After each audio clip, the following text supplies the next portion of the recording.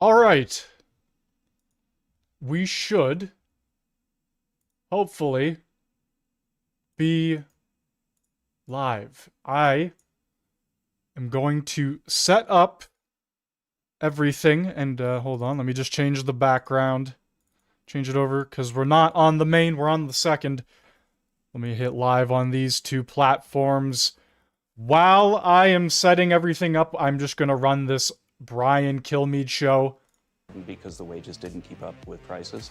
Under President Trump, it's already gone up by about $1,200. We understand that people still feel the pain of the high prices. We're closing the gap and filling the gap fast. Yep, Trump team mobilized to make the economy work for everyone quickly. If they're not successful, midterms will be a electoral bloodbath. Number 2. The question is, what is the future of Democratic leadership? Who is going to be effective? And most Democrats around the country just don't think that person is Chuck Schumer. I mean, he doesn't inspire confidence. He's not bold. He's out of touch with the grassroots.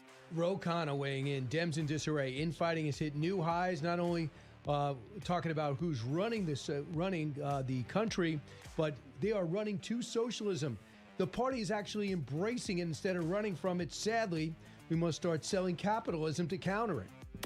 Number 1. I said, why don't we just pay this money directly to the people of our country and let them buy their own health insurance? I am talking to some Democrats right now about doing that. People love it. Playing it smart. Finally, both sides talking about health care in an intelligent way. Might we finally be able to fix some or all of our system, which affects every American? All sides seem ready to admit Obamacare isn't working. Mark and Lawrence, well, Alrighty. I just wanted him to finish that last piece there. I am done setting everything up. Now we have some things to get into. Ladies and gentlemen, first things first. First things first.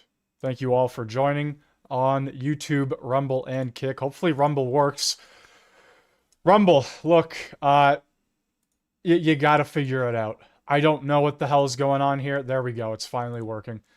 We're good on Rumble, Kick, and YouTube. Live across the board. What's up, Spider-Man? How's it going? First things first, though. Frustrated Canadian tells Mark Carney he's a communist and gives him the middle finger at tonight's Grey Cup.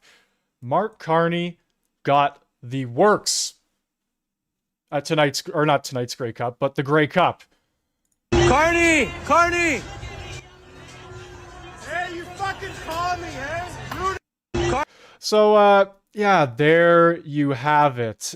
And all he has to do is wave and smile. I can't think of a more just sad, pathetic, out-of-touch person. He thinks he's loved. He truly does. I mean, I'm sure there's some people out there that like him and will cheer and clap him on, obviously, but I mean, he is not loved by the entire country like he probably thinks he is. And the Grey Cup was a perfect display of that, to the point where even when he went on to the field, he got booed by the entire stadium. This is a one of the many clips. It's kind of hard to hear because it happens very quickly, and I'm pretty sure they muted the stadium as well. Keep our land glorious and free. Oh, can it keep So it happens very quickly there. us and free. Oh, And you can hear the fade out. You can hear the fade out of the audio, which tells me that they probably turned it off, the in-mic audio. Or at least turned on some sort of background noise cancellation. Yeah, it's no shock at all. People do not like the Liberal government, especially when it's the exact same Liberal government from the past 10 years, just with a new face. And to be completely honest with you, Mark Carney advised Trudeau for 4 to 5 entire years. So we technically already had Mark Carney running the country. Things didn't get better under him, And now, for some reason, people were like, oh my God, he's just the greatest of all time. He has all this economic experience. He's done this, that, and the fourth. Pierre is just a career politician. He doesn't know anything. It's just insane. It really is. But here we are. I digress. Let's move on. I'm not going to spend a lot of time on this one, to be honest with you. Out of touch loser Dean Blundell tried to roast a conservative MP, and he got brutally ratioed. This guy literally posts tweets all the time and then removes or turns off the ability for people to reply because he just continues to get ratioed over and over again. Just talk about a truly out of touch loser.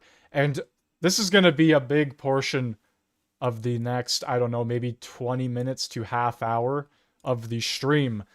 Mexico went on a full-fledged uprising. I don't even know how else to say it. It was riots to levels I don't think we've seen in that country for a while. And my goodness, guys. I have clip after clip, potentially some repeats. That's inevitable, and then a couple YouTube videos as well.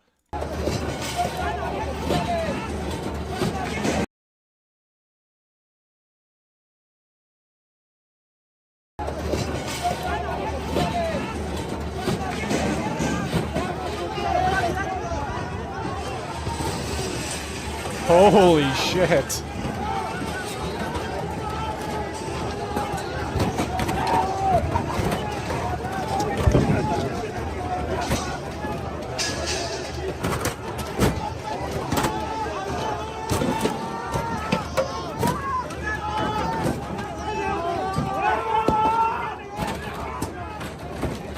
Oh my goodness.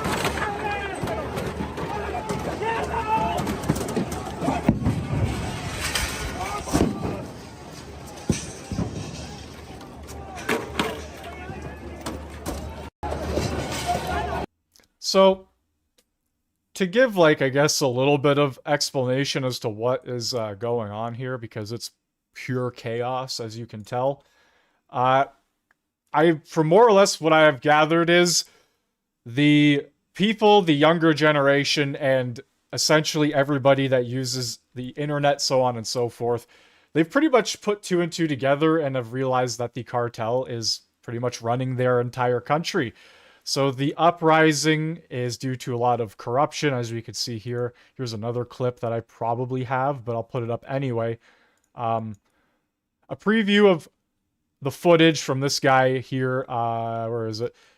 Mexico City, so that's where this happened. Many are fed up with the cartels and government corruption. So obviously I believe the new president or prime minister of Mexico was like pro-cartel, more or less, and that's why this is happening. So I'll throw this clip up as well. Let's do the full capture.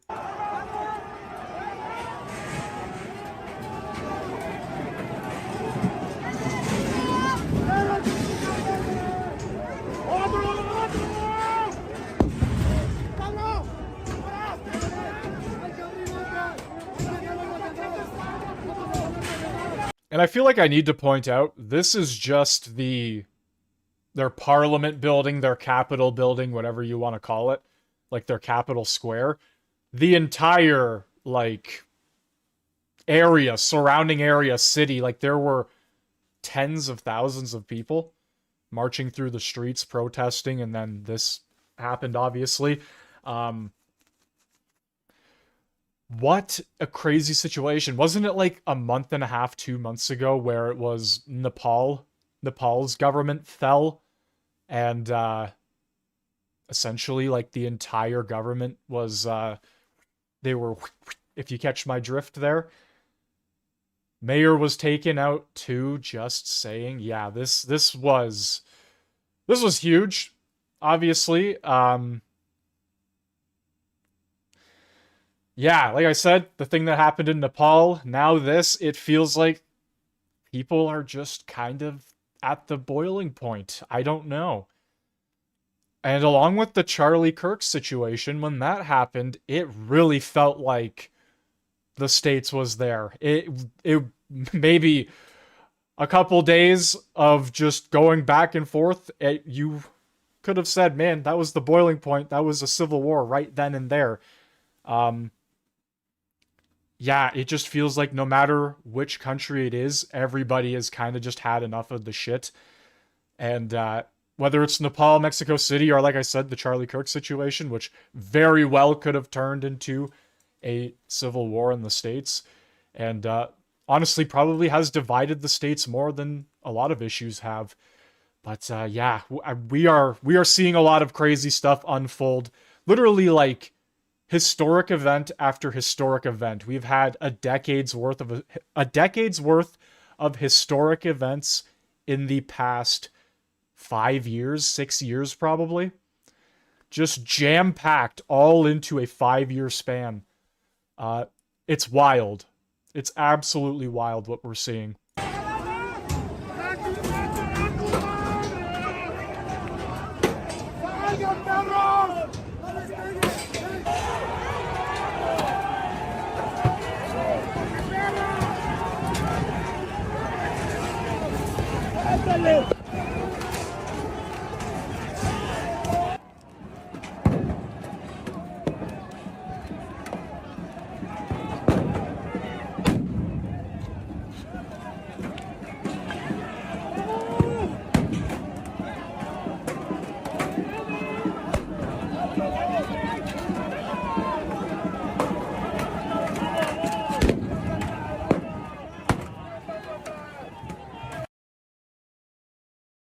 Alright, so we have a lot of clips to go through. A ton. This went on for an entire... Let's see, well, that's a better view. Alright. This went on for the entirety of the day, most likely the entire weekend.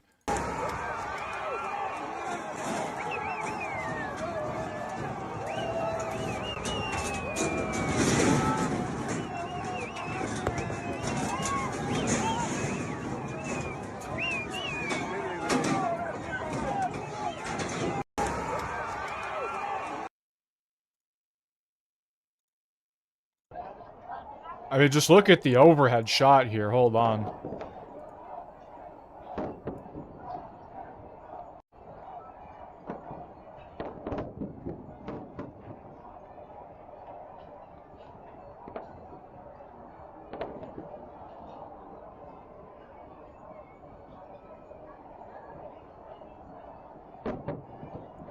Like, I need to point out the fact that there was a...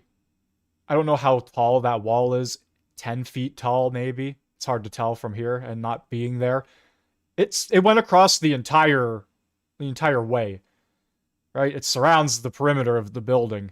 They were able to literally tear it down piece by piece. Maybe there was a small opening so they could get in and out, but they did not want people to be anywhere near that building. And man...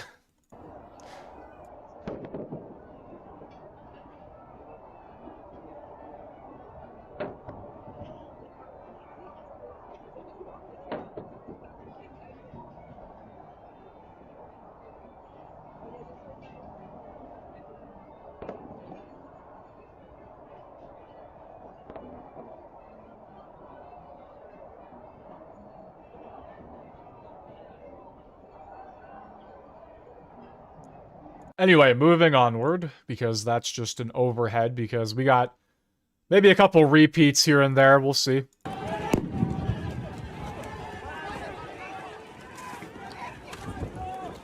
Okay, I don't think I can be showing that on YouTube. Wow, that was violent. Okay.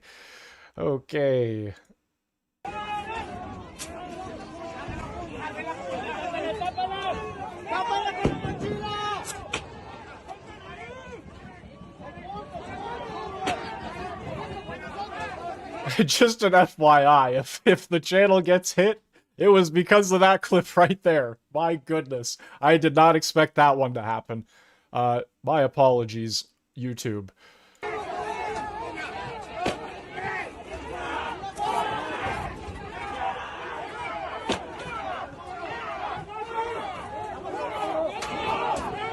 Yeah, so this is the wall I was talking about that goes around the Capitol building. It's huge, and they were able to pull it apart and breach through, like make a massive opening there.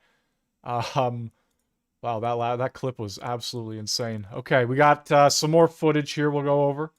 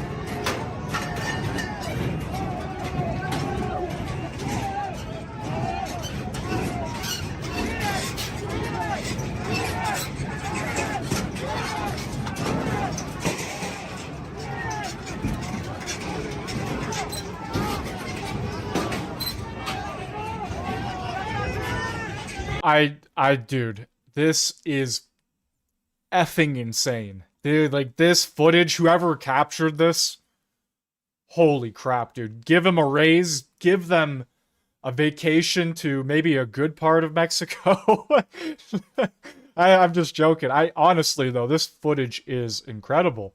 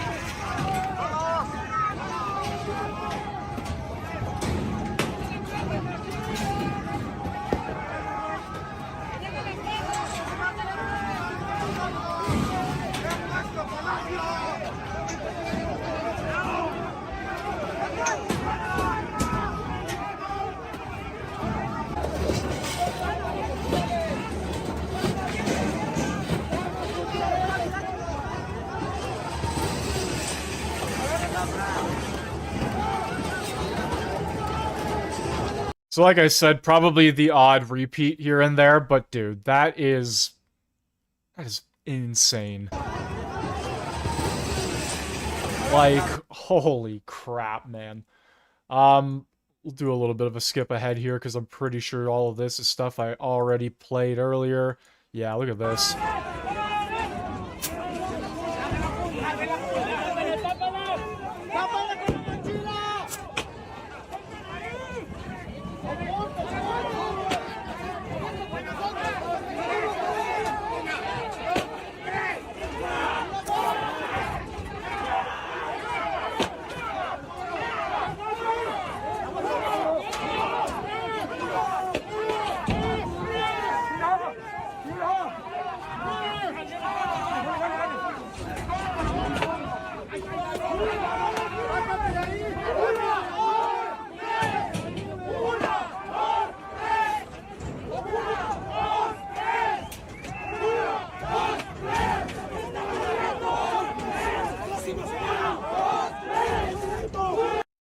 So, yeah, it's just a replay at that point, but they eventually took down that entire wall. And now we have Fox News here. Let's see what they got to say about it.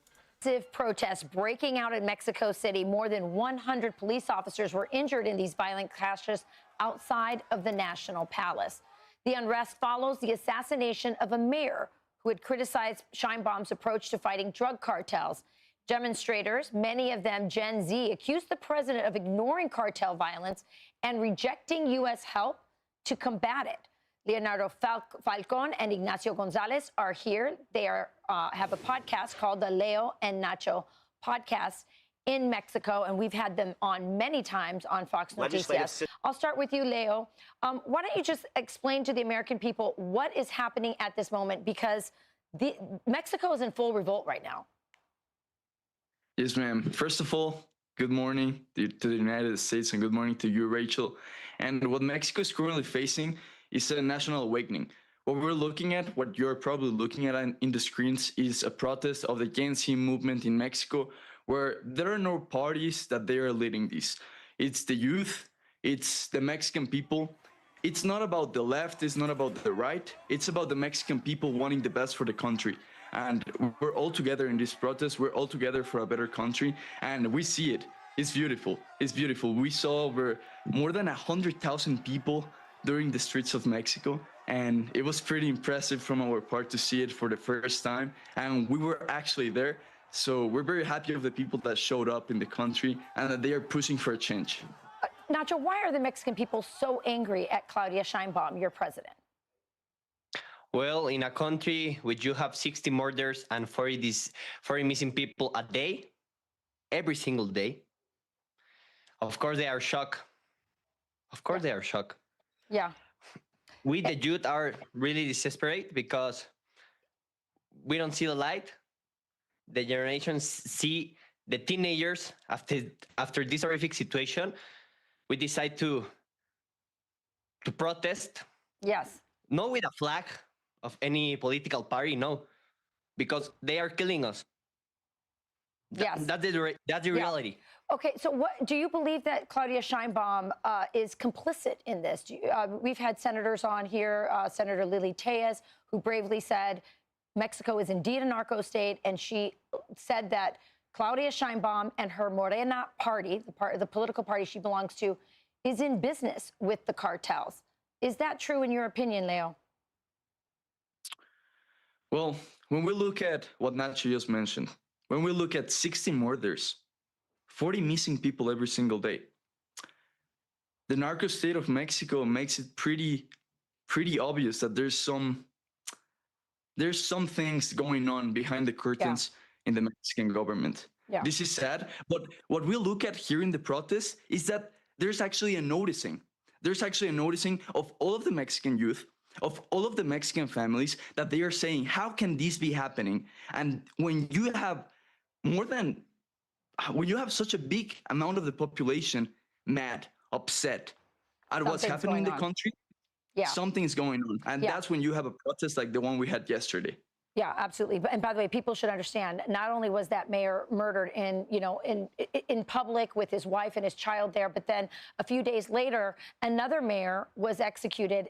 He was actually decapitated, his head placed on the hood of his car.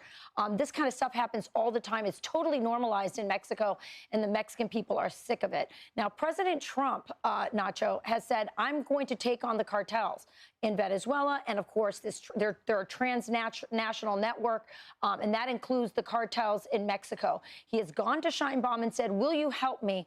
But her help appears to be very superficial, not real. What do the Mexican people want, Nacho, especially Generation Z? Because Generation Z is the one who is sort of fueling this protest. In fact, Claudia Sheinbaum printed out the names of all the Gen Z influencers like yourselves who were encouraging people to come out and protest, which is like putting a list out for the cartels.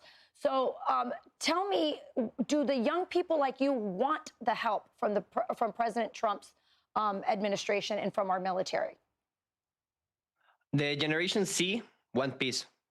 We don't care if that peace comes with American flag in the left arm or the right arm. We don't care. We want peace. The situation we're living in Mexico is crazy. It's crazy, and we have a president who prefers to talk about influencers and content creators instead of fixing the real problem, which is the cartels. Leo said, which is the cartels. Last word, we don't know what the problem is. We all know it. But you know that she the prefers problem to look the other way. Correct. Last word, Leo. Do the Mexican people, does Generation Z Mexicans want President Trump to eradicate the cartels, even if that includes military work, military actions? I think that's a great question, Rachel. And I think this question works for every single country that is facing such a big and important problem, such as in Mexico. When the Mexican people is in these conditions, when the Mexican people is desperate, as Nacho said, we don't care if it's Russia. We don't care if it's Russia. We don't care if it's the United States. We just want collaboration. We just want collaboration to end this problem for once and for all. We want peace for the Mexican people. We want growth for the Mexican people. We want the future Mexican kids to be in a state of peace, not in a state of war and in a state of insecurity. We don't want it anymore. Yeah, well, you are our neighbors, our biggest trading partners. What happens in Mexico should matter to our entire hemisphere and especially the United States. So we wish you luck, and we are really proud of the courage of your generation to stand up to cartel violence, corruption, and crime, and take that on in the streets. So good luck. Thank you. That's the crazy part. I guess the president or prime minister of Mexico went even further to drop a list of content creators while, as they said, insane amounts of murders and people going missing and all of this stuff is happening. It's it's wild. I don't know how this is going to affect the Kuzma trade agreement with this who knows if that'll escalate further. This was just one weekend, right? This was just like one day essentially. Maybe bled into the next day, who knows, because I don't live there. But the point being, this is going to affect at least a little bit in terms of how things are run there, and if the United States does decide to step in, that would create a whole nother thing, wouldn't it? I know Trump is on his path for peace, whether it's in the Middle East or neighboring countries, so maybe it's in the cards. I'm not here to say it is because I don't know what he is thinking, but just on the idea of he's ended, 7 or 8 conflicts now? India, Pakistan, he sort of ended the Israel-Palestine thing, but who knows what the hell is going on there. And he ended a few others. Pretty sure the Republic of Congo was another one that was in a civil unrest, and there's been a lot going on. But anyway, that is pretty much it for the craziness of Mexico. Let's head over to the House of Commons, see what's going on there. To change that today. The Honourable Member for Laurenti-Labelle. Thank you very much, Madam Speaker. In the budget, I'm very disappointed. I've been very disappointed for a while.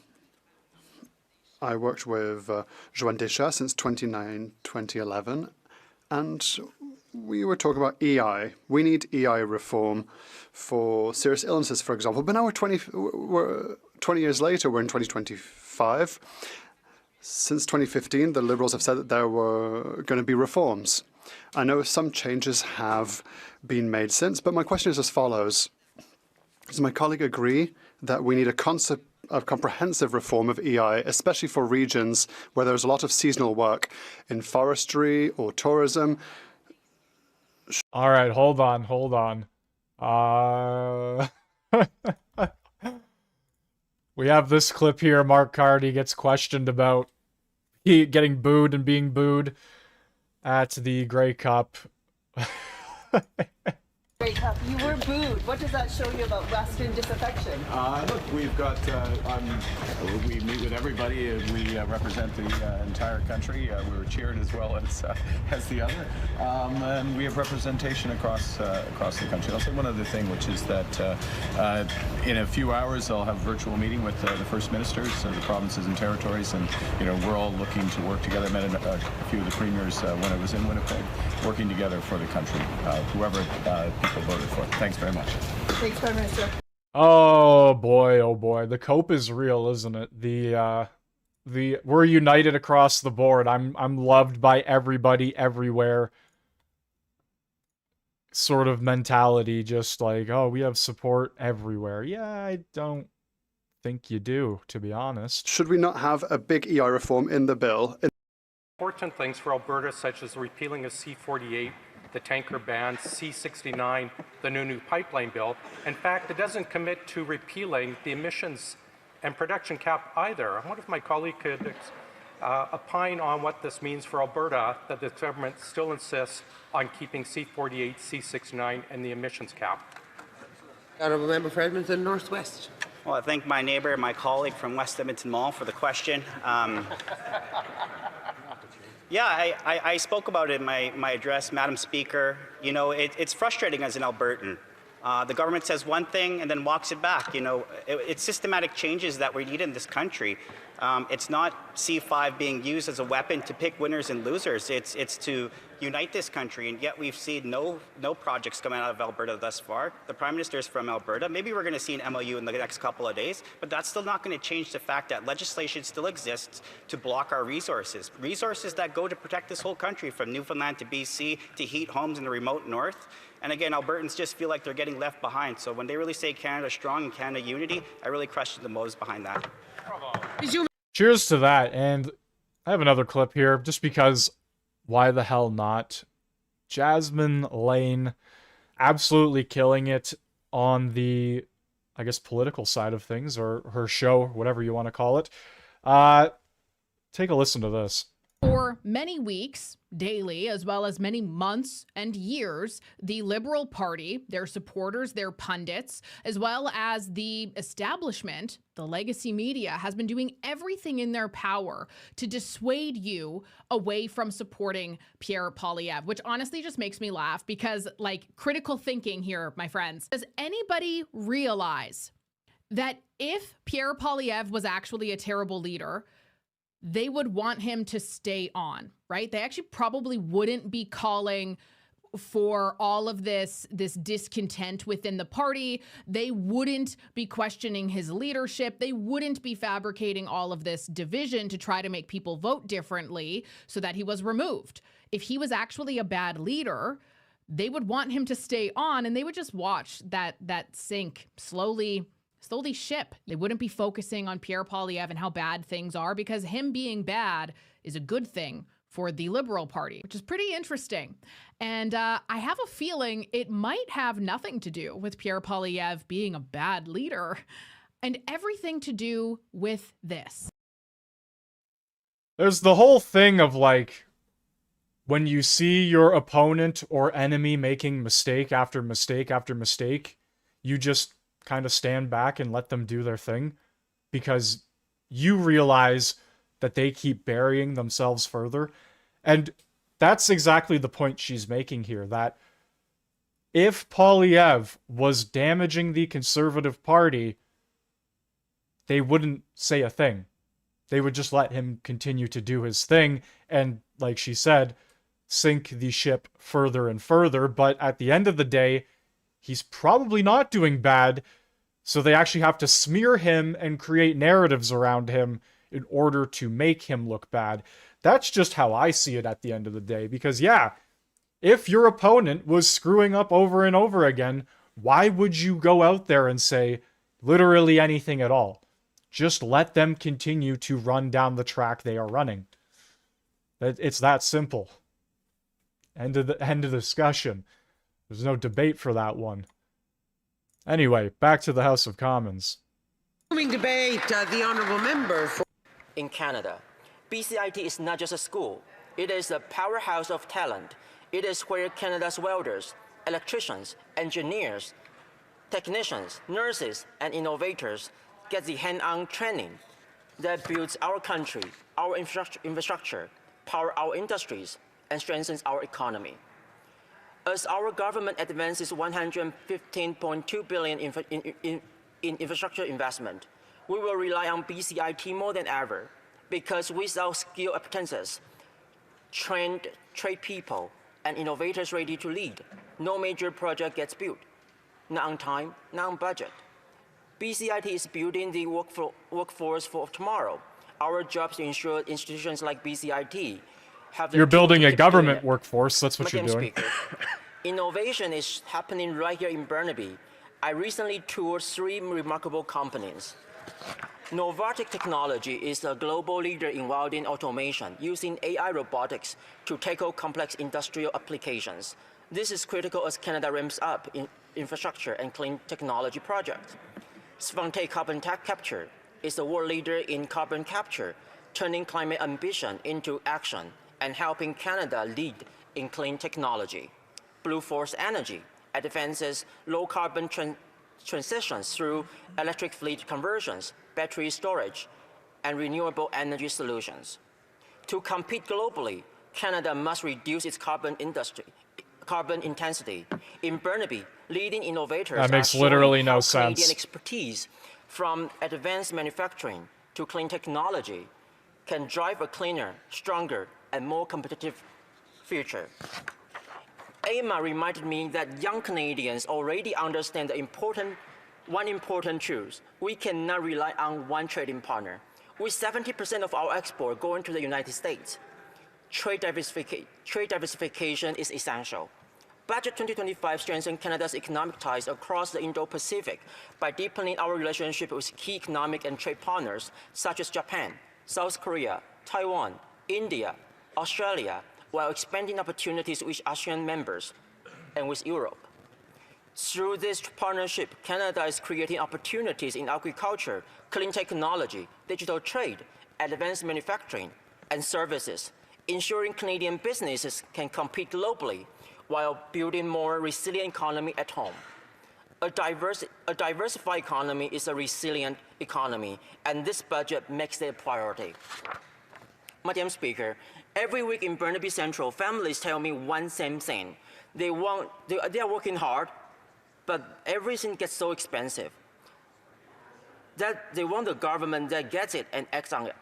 Budget 2025 does exactly that, delivering real relief that makes it life more affordable. All right, so there's that thing he said about us becoming more competitive and remaining competitive by building renewable energy and this, that, and the fourth, that literally made no sense at all. I just want everybody to take a listen to this clip right here. Now, yes, it's from a TV show, so you could simply just write it off as being television nonsense, but when you really think of it, it's actually true. God damn! Look, once again, yes, it is a TV show, but it's literally the truth.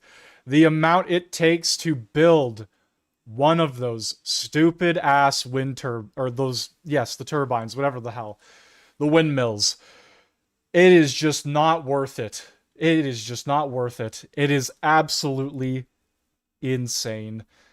And here we are, the climate grift continues. That's literally what this entire motion is. When an industry is making billions and billions of dollars, and then all of a sudden people start going, well, you know, it's actually not doing anything for us. Do you really think those people are going to want to stop making those billions of dollars?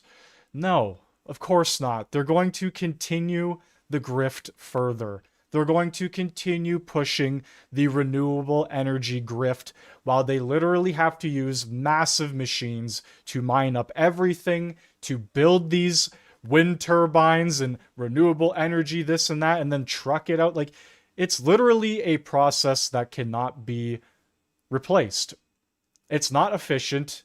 It's just a multi-billion-dollar grift. And that's all it is. It's probably one of the greatest grifts of the entire world. Right?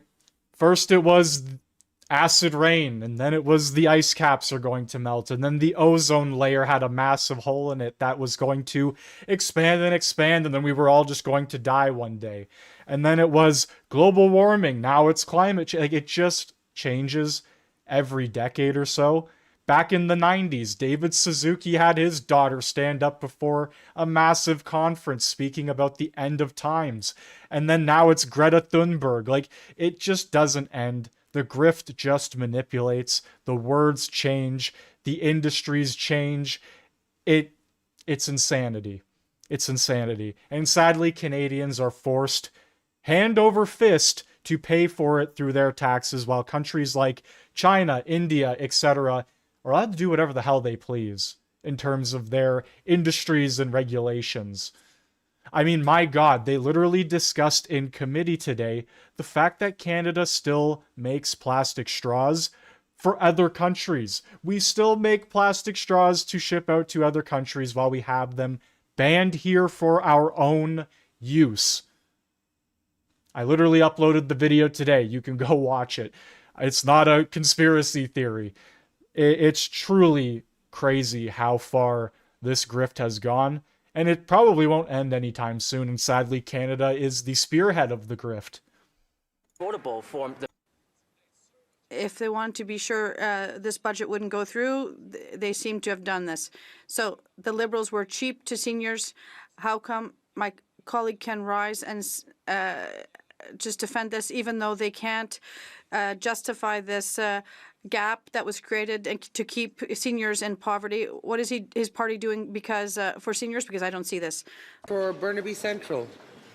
Madam Speaker, thank you. I thank the honourable member for this question. Madam Speaker, our seniors help build this country, and this budget 2025, ensures they can age with dignity, safety, and respect. I'm going to go grab some water. I will be right back. Senior program, supporting local and national initiatives that help seniors stay active and connected. We are strengthening our community services and ensuring seniors have the program they need to maintain their quality of life. The budget puts seniors first through the practical support that make a real difference in their day-to-day lives.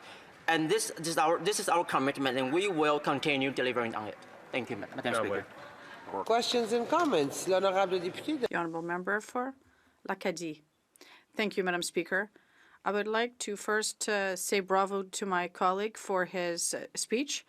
I heard members across the way say it's not a realistic budget, but they spent more than $13 billion on deficits, even though we're listening to people. Can he explain how this budget will help to expand our country? Thank you. Thank you, Madam Speaker. I thank my colleague for this question. Canadians want more home built faster, and this budget delivers exactly that. We are building deeply affordable community and co-op housing, partnering with private and non-profit builders to increase middle-class supply. We will eliminate the GST for first-time home buyers under $1 million, reducing it for homes between $1 million and $1.5 million, and expanding Canadian mortgage bonds to unlock new constructions. Our priority is simple: build more new homes and make them attainable for the families who need them. That is what the budget's about, and this is what we will keep doing.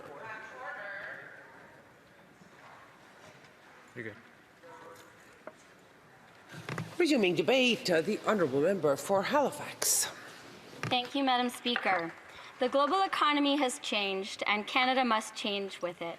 In the face of uncertainty and the need to transition to a low-carbon economy, our government's budget is a plan to meet the moment with generational investments that will build a stronger and more resilient country. For my constituents in Halifax, these investments are not abstract promises. They include concrete opportunities to grow our city and our prosperity. Halifax's priorities are aligned with those of Budget 2025, specifically in the key areas of defense, trade, infrastructure, and building strong communities. I'd like to take a moment to discuss Halifax's unique positioning to be a key contributor in these areas.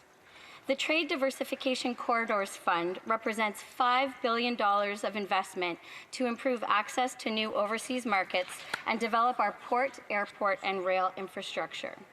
Madam Speaker, Halifax is already a critical trade hub. The Port of Halifax is situated in a naturally deep, ice-free harbor that is operational year-round.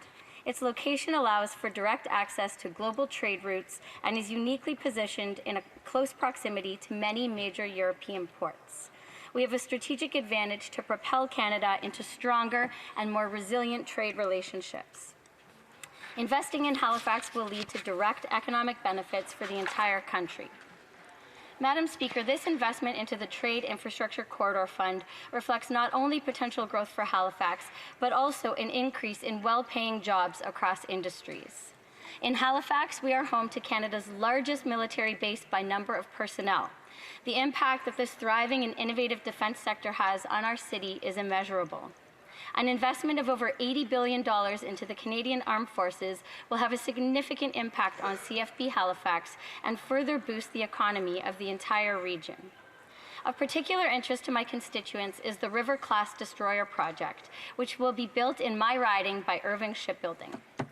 This project alone will create and maintain over 3,700 jobs through to 2027 and will contribute over $719 million annually to Canada's GDP.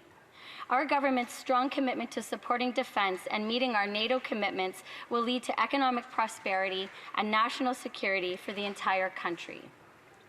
Madam Speaker, Budget 2025 places a large emphasis on military spending, expanding trading relationships, and building a strong economy. These are all essential pieces of the puzzle that is building Canada strong and, as I've highlighted, building Halifax strong.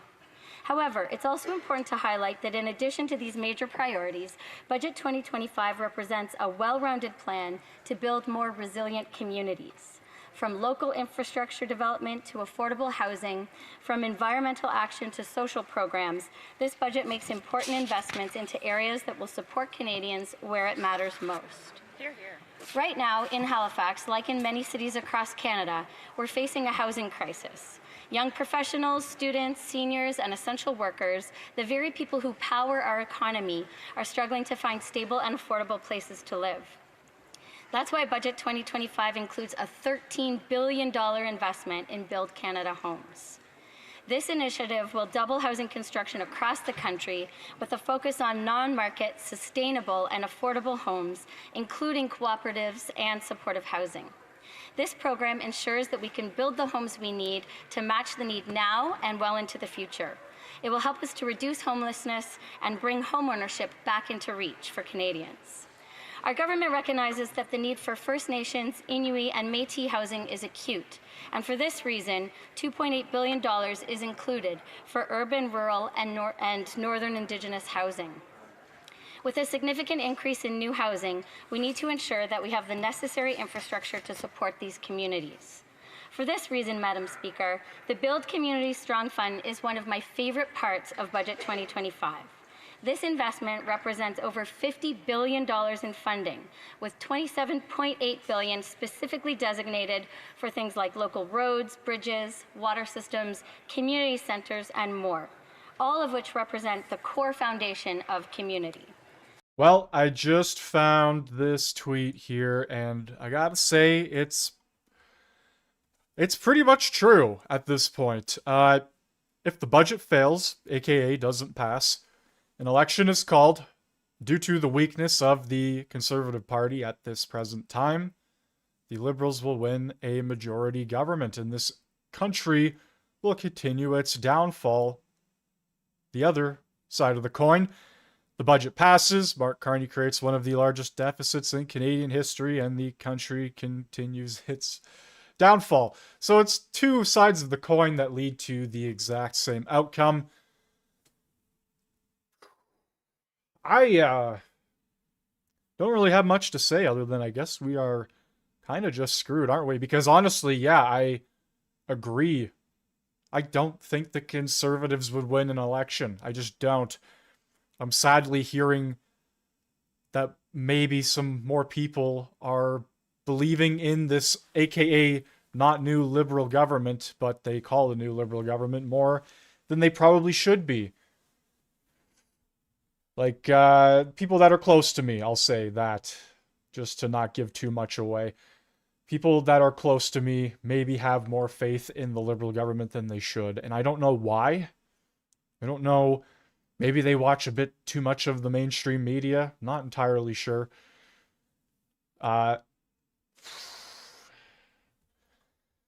Maybe they're not thinking about the future. I don't know what it is. I can't really put my finger on it. But what I do know is, yes, the deficit is going to be so large that we will see... It'll make Trudeau look like he actually did a good job, which I know is something I should never say. But Mark Carney plans on spending just insane amounts of money. Hundreds and hundreds of billions. He claims, and the finance minister claims, that they will drive $1 trillion worth of investment in Canada. Now they claim that they are not going to spend, but they are going to invest. They've already spent billions bailing out the auto industry from the tariffs, and I think another industry, probably the aluminum or steel industry, but it's the exact same thing. Trudeau in that government was like, we're going to invest. And what happened with that? Freeland was like, we're going to invest.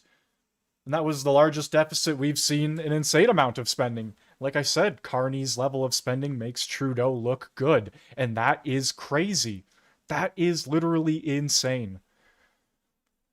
To put things into perspective, that's how bad it is. Projects Office, and again in this budget. This project can propel Nova Scotia and Canada forward as a clean energy superpower and will further connect Eastern Canada with a clean, renewable energy grid. Mr. Speaker, our government was faced with a choice in navigating global trade disruptions. We could have just made cuts across the board and crossed our fingers that things would sort themselves out. But that is not a responsible choice, and it does not position Canada to have agency over its future. Instead, we made the responsible and strategic choice to invest in Canadians. Budget 2025 is an ambitious plan to meet the moment and build a stronger, more prosperous country. Our plan includes generational investments that propel Canada to become one of the strongest economies in the G7, because we want Canadians to thrive. Let's approve this budget and get to work investing in a Canada that we can all be proud of. Thank you, Mr. Speaker. Questions and comments, questions et commentaires. The honourable member for Swift Current Grasslands Kindersley. Thank you very much. Yeah, like my ramble was pretty long there about Carney and the budget. We came back and she was still talking. My goodness, man. Things that she was talking about actually fell within provincial or municipal jurisdiction. And it seems like with this budget, a lot of what the federal government's trying to do is actually circumvent the provinces or to work above the municipalities instead of working through the proper channels of the way that the Federation is actually supposed to work and the different orders of government. I'm just wondering what the member thinks about that, if she has any concerns that even though the government's trying to work on maybe some nice things that she thinks might be helpful in her area, is she concerned about the breakdown of the jurisdictional responsibilities of the federal government, the provincial government, and then municipal governments? Honourable member for Halifax. Thank you, Mr. Speaker. That's a wonderful question. I thank my colleague from the other side of the House. I actually used to work for the local government and spent a lot of time navigating jurisdictional differences between all three levels of government. I would say that we can't move forward as a nation unless we're working really positively and having strong relationships with our provincial and territorial counterparts, with our Indigenous governments, and with local governments. And I would invite the member to point out where there might be a discrepancy from his point of view, but I think that this budget is really about working together with all levels of government and providing the funding, the framework, the policy, and the programs to get things done. Thank you. Questions and comments. L'honorable député. The honourable member for La Pointe-à-L'Île. Thank you very much, Mr. Speaker. My colleague has said that in the budget we are supporting in French. She talked about subsidy for the national festival for celebration for Acadia, but I don't see nothing for the various associations for official languages or school boards that support francophones outside of Quebec, and they don't have enough money. They don't have enough schools. There's really a decline in French and for Quebec, despite the fact that in the new law there are some things, legislation, there's something for French in Quebec, but there's nothing that has been done. So the government is not following its own legislation to defend French in Quebec. What does my colleague think about that? Honourable member for Halifax has 1 minute. I'd like to thank my honourable colleague for his question. I beg to differ. I sit in Atlantic Caucus, and we have a thriving Francophone population across Atlantic Canada. And in a recent meeting, I actually heard that our numbers are going up and they're passing targets. And we have multiple investments in this budget to support Francophonie across our nation, and not just in Quebec. I only outlined one that was particularly exciting for me. That $4 million is actually now made permanent. Before it was having to be renewed, and it was doubled this year. Thank you, Mr. Speaker.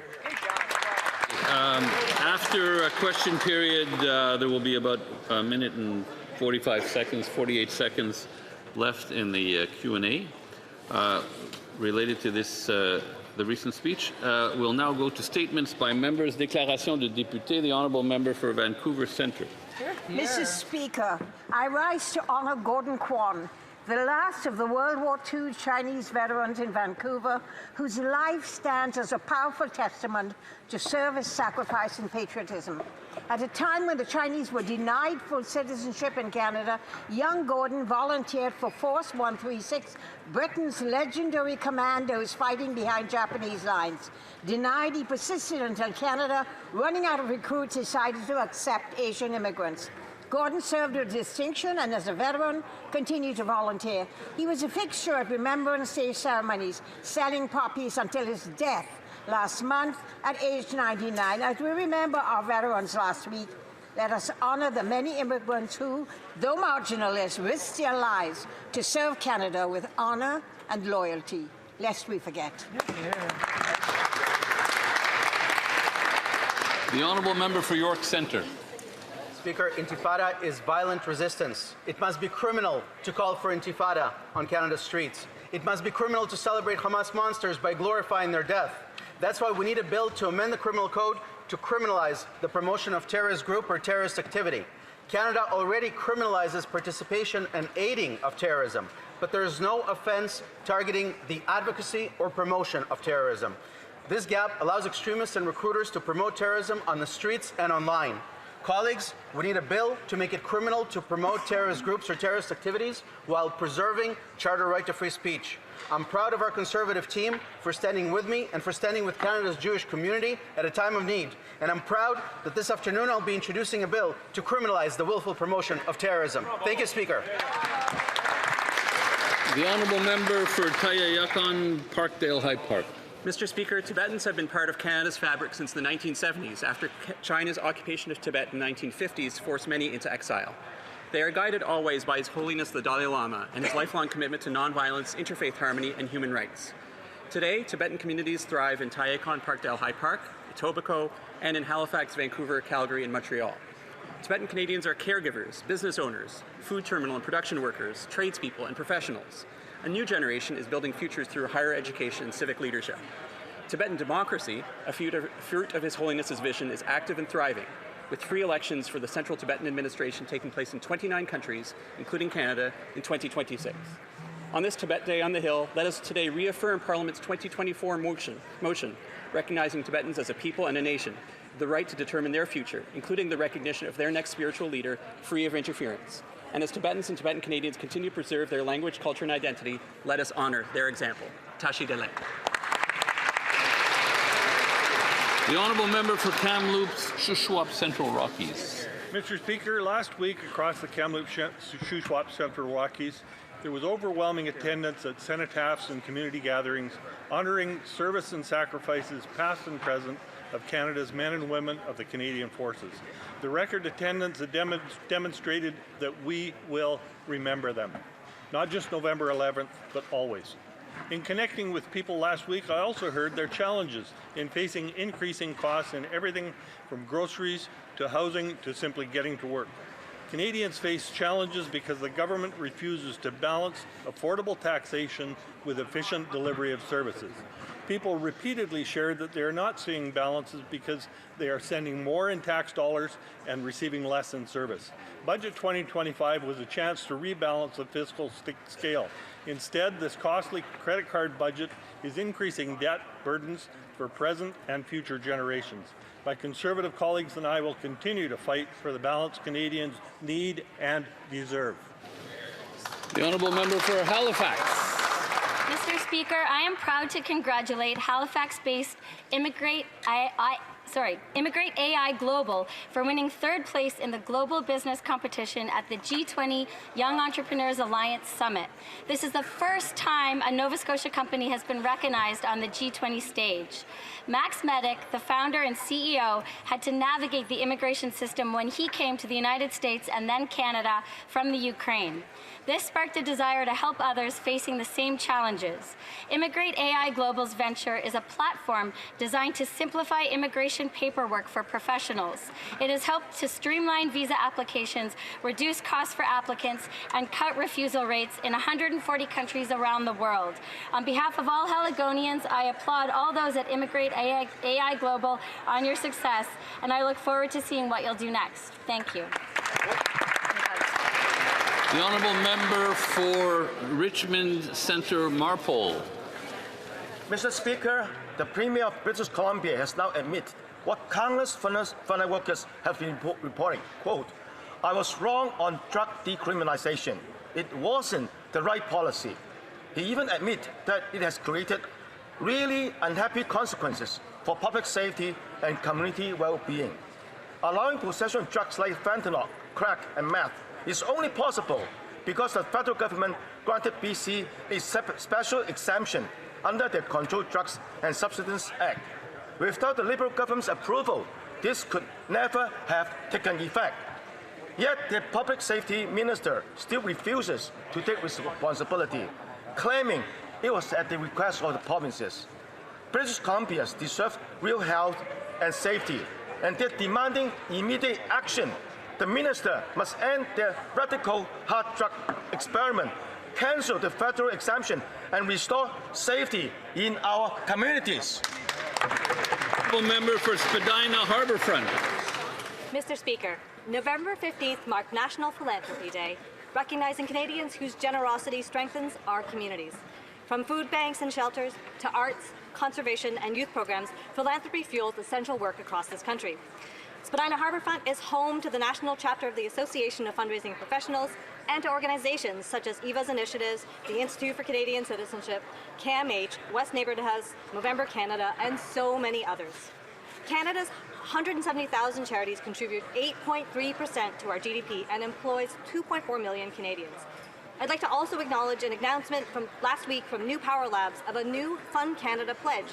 It calls on philanthropic and investment partners to direct $500 million to Black, Indigenous, women-led, and gender-diverse leaders and communities by 2030, showing how the sector is driving leadership changes to help accelerate community solutions. When government, philanthropy, and community leaders lead, together Canadians get the future they deserve. Merci. Thank you. The honourable member for Riding Mountain. Mr. Speaker, as Shadow Minister for Health, I rise to recognize the outstanding leadership of medical students across Canada. Today, more than 75 medical students from 15 medical schools are on Parliament Hill today for the Canadian Federation of Medical Students National Day of Action.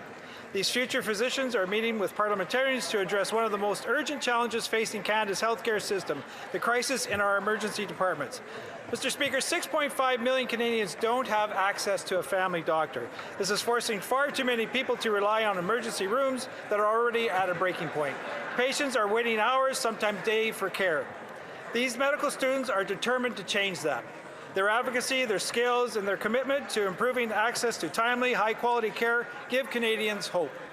To each of the participants here today, thank you for your commitment to improving healthcare in Canada. All Canadians are looking forward to seeing you on the front line soon.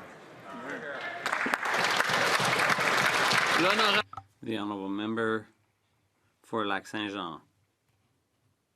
Mr. Speaker, we're incredibly fortunate to have Richard Gere here on Parliament Hill today. a fervent defender of rights and freedoms, whose fight for the Tibetan people deserves to be applauded in this House. 2025 is a historic year, the 90th birthday of His Holiness the 14th Dalai Lama, a man whose entire life embodies compassion, peace, and moral courage. Today, as parliamentarians, we have a chance to send a clear message. Alright, well that's going on. I just took a look at Carney's itinerary, and yes, he will be actually showing up today. I forgot to do that, as I do it every stream, to make fun of him, because why not? Anyway, let's get back to it.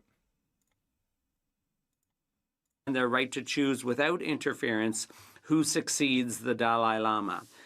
2, to recognize the historical status of Tibet as an occupied nation. And 3rd, to demand respect for human rights in Canada's international relations. Mr. Speaker, compassion is not a weakness. It's a strength, courage, and inspiration. Thank you, Mr. Speaker.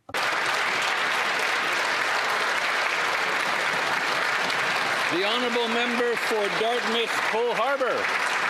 Mr. Speaker, today I rise to honour the life of a remarkable... The honourable member for Dartmouth Cole Harbour. Mr. Speaker, today I rise to honour the life of a remarkable Nova Scotian, Peter Bayliss, a man who poured his heart, his voice, and his extraordinary talent into every stage he stepped onto. Peter's devotion to the arts began in the early teens, and by 18 he was already woven into the fabric of Halifax's music scene. Through the 1980s, he fronted Steps Around the House, and then for decades he became the dynamic force in the Hopping Penguins, one of our most enduring and beloved ska reggae bands. His artistry reached beyond the bandstand. Many will never forget his powerful portrayal of Judas in Neptune Theatre's Jesus Christ Superstar, a role he described as an opportunity of a lifetime. Peter was known to thousands as the Halifax Mooseheads' national anthem singer, his voice rising through the arena, clear and steady, a moment fans like me came to treasure. My heart goes out to all who loved him. His wife Jennifer shared a wish that reflects his spirit so beautifully. Hold him in your heart, turn the music up loud. He'd like that. Thank you very much, Mr. Speaker. The honourable member for King Vaughan. Mr. Speaker, as the Prime Minister keeps spending more and more on his inflationary budget, seniors on fixed incomes are being forced to choose between medication and food. 8.3% of food bank users are seniors, up from 6.8% in 2019. Finch, which gives the government its credit score, warns that because of Liberals ignoring their own fiscal limits, federal finances run a high risk of further deterioration. The Parliamentary Budget Officer has raised the same alarm. In 2024, they committed to reducing federal debt compared to the size of the economy, a key step to keeping borrowing costs low. Another broken promise. As a former banker, I understand the fiscal responsibility of budget demands, a lesson this Prime Minister, a former banker, clearly hasn't learned. No wonder he wants to fire the budget watchdog for telling the truth. The honourable member for New Westminster, Burnaby, Maillardville. Mr. Speaker, last week on the 10th of November marked 50 years since the wreck of the Edmund Fitzgerald, where a ship and all 29 crew members perished in Ontario's waters of Lake Superior. This was one of the biggest disasters on the Great Lakes. Although this happened long before I was alive, the story lives on to this day through the Canadian artist Gordon Lightfoot's song, The Wreck of the Edmund Fitzgerald. Lightfoot was a large part of bringing awareness across the world to this tragic tale. Lightfoot passed away in 2023. The bell of the ship was recovered in 1995, and on every 10th of November, it is rang 30 times, once for each member of the crew of the Edmund Fitzgerald, and once for Gordon Lightfoot. The legend lives on from the Chippewa on down of the big lake they called Gitchagumi. Thank you.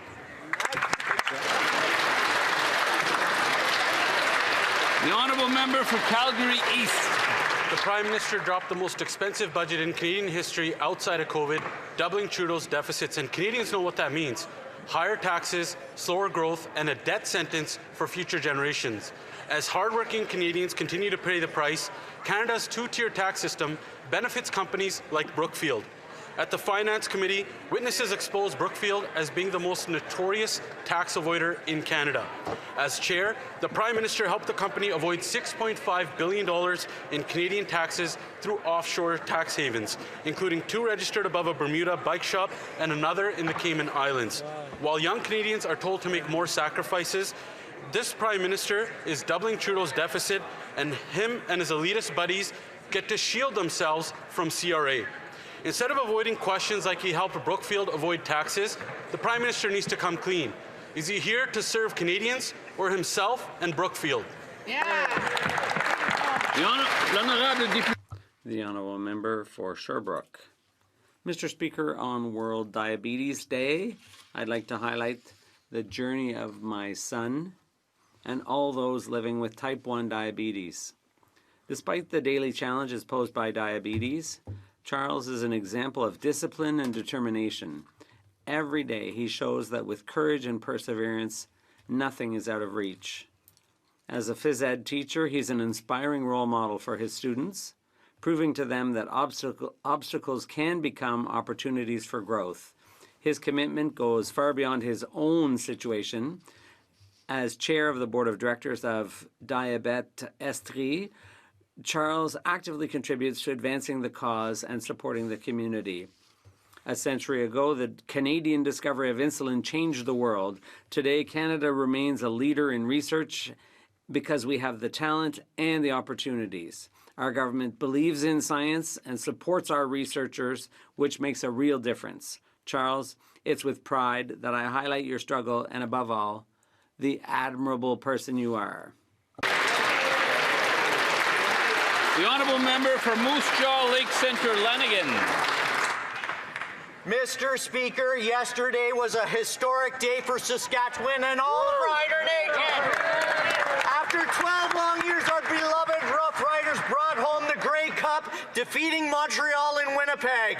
What sweet joy to see green and white confetti raining from the sky in the home of the Blue Bombers. The determination of Trevor Harris, the leadership of Coach Mace, and the grit of every player on the field mirrors the resilience we see in our farmers, our families, and our communities every single day. From the Green Mile to the towns across our province, Saskatchewan families celebrated last night. This victory reminds us that when we come together with purpose and perseverance, there's nothing Saskatchewanians cannot achieve. Congratulations to the Rough Riders. You've made Saskatchewan proud.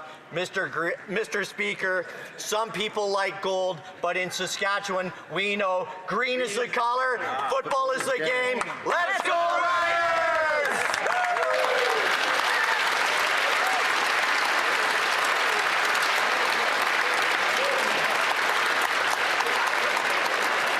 The Honourable Member for Etobicoke Lakeshore.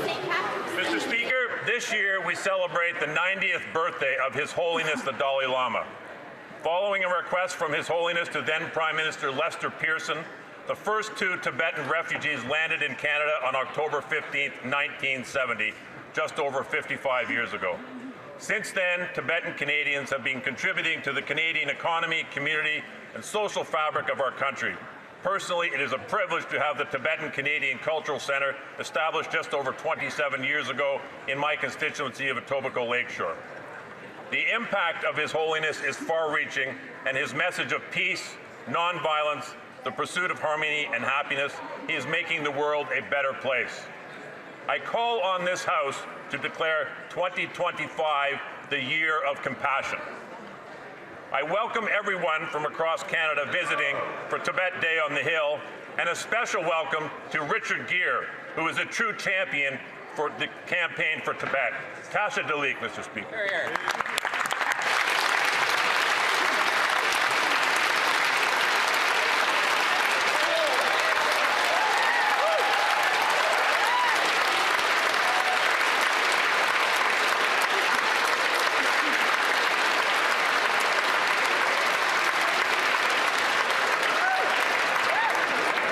Questions. Questions orales. All right, here we go. Question period. Canadians deserve an affordable life with an affordable budget. However, this Prime Minister is using his deficit budget as a credit card with no limits. And there are therefore surges in housing, groceries, and taxes. The Parliamentary Budget Officer stated that the Prime Minister has doubled Justin Trudeau deficits that were already record deficits, a $16 billion deficit higher than what he promised. Why is the Prime Minister using his budget as a limitless credit card by forcing Canadians to make sacrifices? The Right Honourable Prime Minister. Mr. Speaker, the 2025 budget is an investment budget, a generational investment budget. It will grow our economy.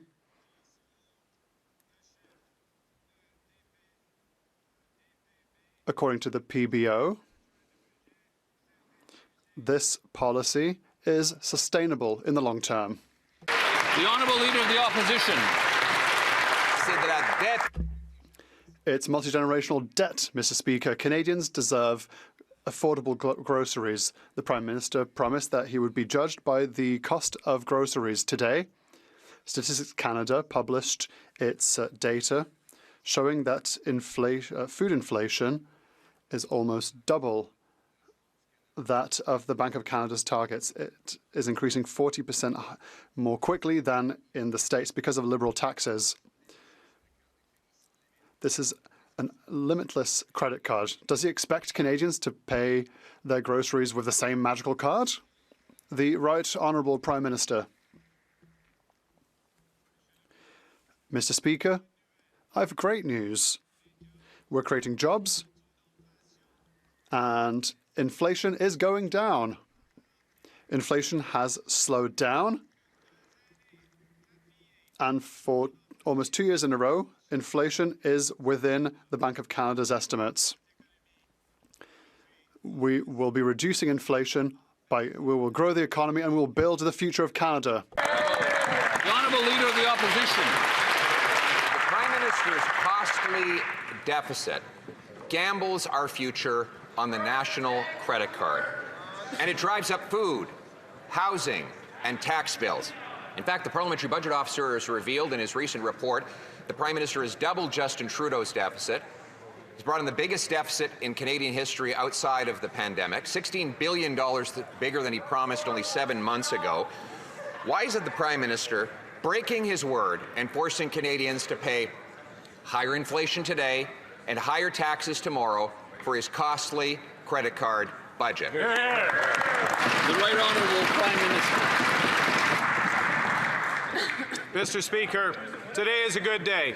Inflation is down 2.2%. It's for almost 2 years. It's running within the Bank of Canada's target.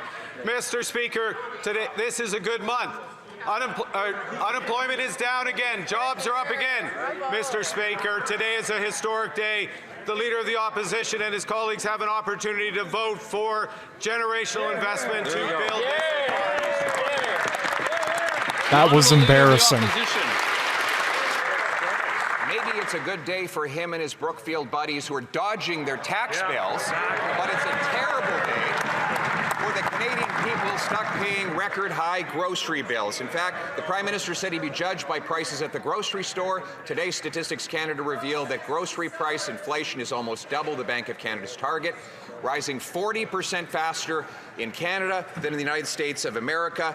The direct result of the Liberal industrial carbon tax on farmers, the food packaging tax, the fuel standard tax. The Prime Minister puts his budget on the national credit card. Does he expect Canadians to pay their groceries the same way? The Right Honourable Prime Minister. Mr. Speaker, the rate of inflation is down. Mr. Speaker, job creation is up. Mr. Speaker, ambition and confidence in this country is sky high. We believe in Canada. We are investing in Canada. Today is the opportunity for every member of this House to join us. The Honourable Leader of the Opposition. He's not investing in Canada. He's he's dodging his taxes by putting his money outside of Canada, while the Canadian people cannot afford to eat, heat, or house themselves. Inflation is now nearly twice the target when it comes to the measurement of food, rising 40% faster in this country than south of the border. We have 100% more people lined up at food banks than in 2019 as the Prime Minister continues to raise taxes on farmers and on food packaging. So once again, the Prime Minister thinks he can put his budget on a limitless credit card. Does he really expect Canadians are going to buy groceries the same way? Yeah. The Right Honourable Prime Minister.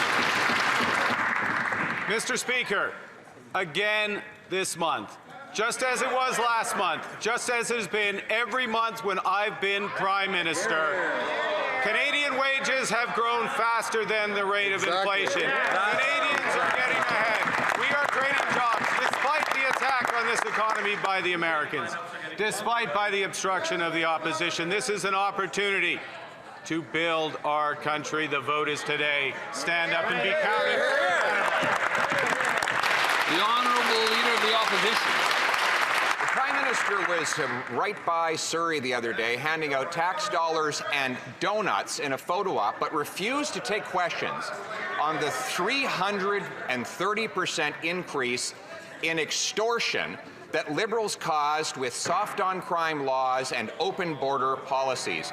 They've allowed extortionists out of prison by eliminating mandatory prison sentences, and they've allowed foreign gangsters to have visitor visas to kill our people in the streets. Why is it that he had time when he was near Surrey to hand out donuts, but not to stand up and protect Canadians against extortion? The Right Honourable Prime Minister.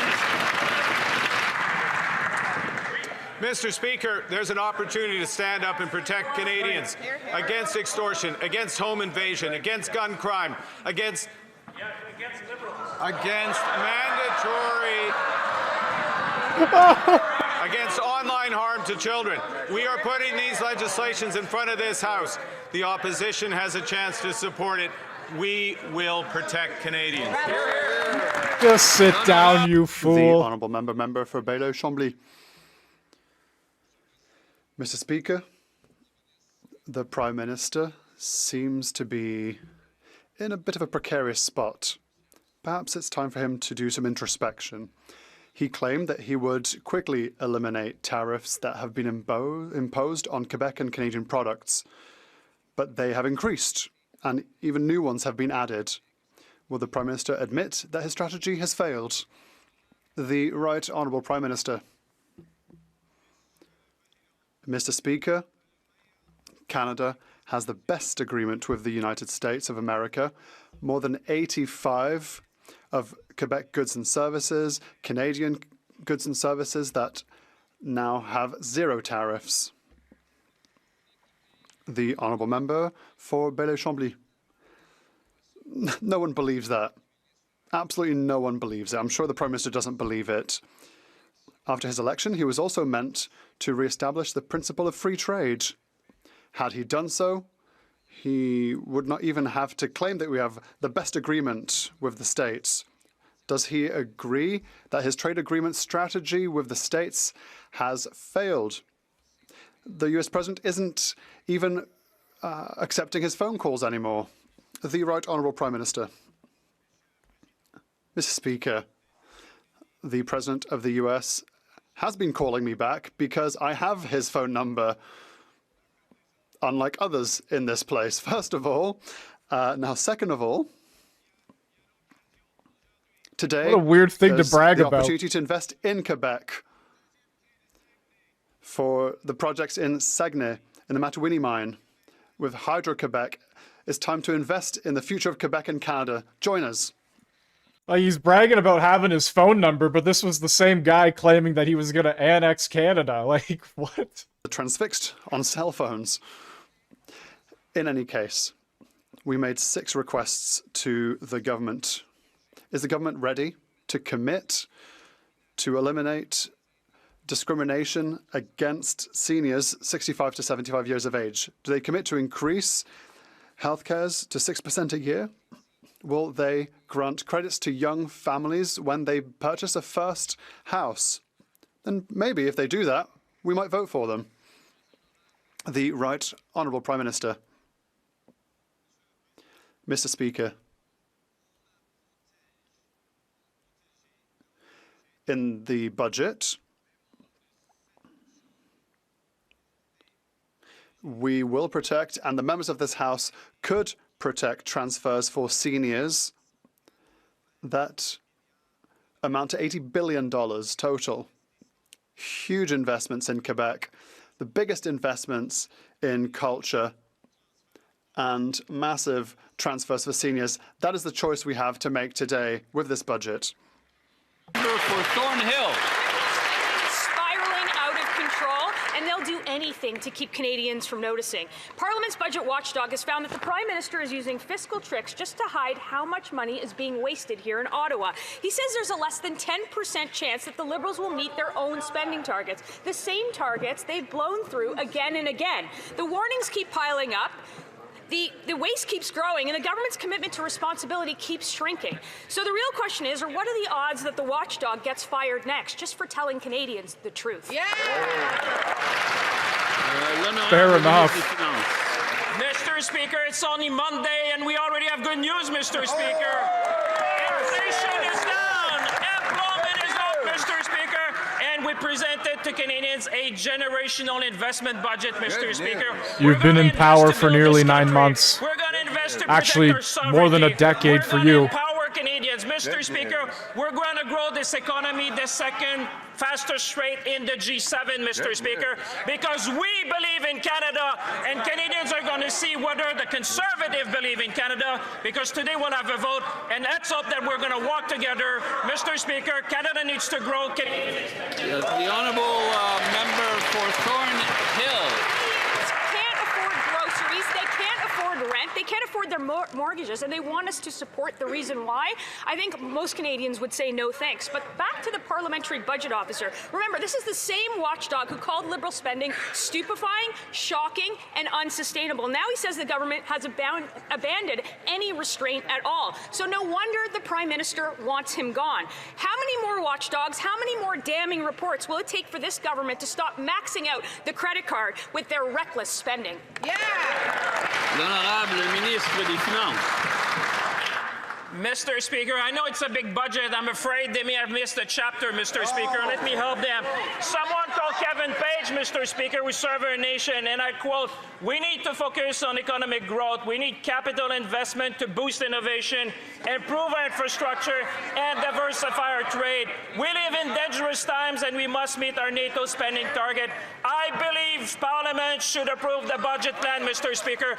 That's the word of a former parliamentary budget officer, Mr. Speaker. We believe in Canada, and let's hope and let's see if the Conservative will support Canadians. The honourable member for Newmarket Aurora. The parliamentary budget officer rang the alarm on Friday. He tells Canadians there's just a 7.5% chance that this Prime Minister meets his own fiscal promise. The Liberals have twisted definitions so badly, he now recommends an independent expert body to police the numbers, as he uncovered a $94 billion reallocation in the budget. And what is the Liberals' response? Not a correction, but an effort to silence the watchdog. Replace the referee rather than play by the rules. Will the Prime Minister tell Canadians why anyone should trust his fiscal rules when he has no intention of keeping them? The Honourable Minister of Jobs and Families. Mr. Speaker, I'm a member of Parliament for a region that has many small communities. And I can tell you those small communities all across Northern Ontario are looking forward to the investments this budget makes in small and rural community infrastructure, in projects like the Crawford Mine just outside of Timmins that's going to create thousands of jobs, Mr. Speaker. These Canadians, these Northern Ontario Canadians know they have so much to offer, and they are imploring members opposite to vote for them in this evening. Member for Newmarket Aurora. Of course, the Liberal government shrugs off their own experts when truth is not convenient to them. One day after the budget drop, Fitch credit ratings rang another alarm, warning that the Liberals' reckless spending is eroding Canada's finances and putting pressure on our credit rating. Budget 2025 blows the deficit up to $80 billion and pushes our general deficit far above the AA credit rating median. They also remind us that the Liberals have a strong track record of breaking every fiscal anchor that they set. How many more fiscal watchdogs need to blow the whistle before this Prime Minister reins in his reckless spending? The Honourable Minister of Jobs and Families. Historically, this budget aims to invest not only in infrastructure that typically is covered solely by provinces, but also in health infrastructure, Mr. Speaker, in small communities like Kenora, Mr. Speaker, where communities are waiting for those investments so that they can too have the kind of promise that Canadians in larger municipalities have, Mr. Speaker. And so let me just be clear. In Nipigon, Ontario, Mr. Speaker, where I visited a school food program, we are so excited that program will become permanent. On this side, we know that children need food to thrive. We hope they don't vote against hungry kids. L'honorable député de Richmond-Arthabasca. The Honourable Member for Richmond-Athabasca. Thank you, Mr. Speaker. What is the Parliamentary Budget Officer's role? He has a clear role in the federal government's transparency. He provides to MPs an independent analysis that is non-partisan on the state of public finances.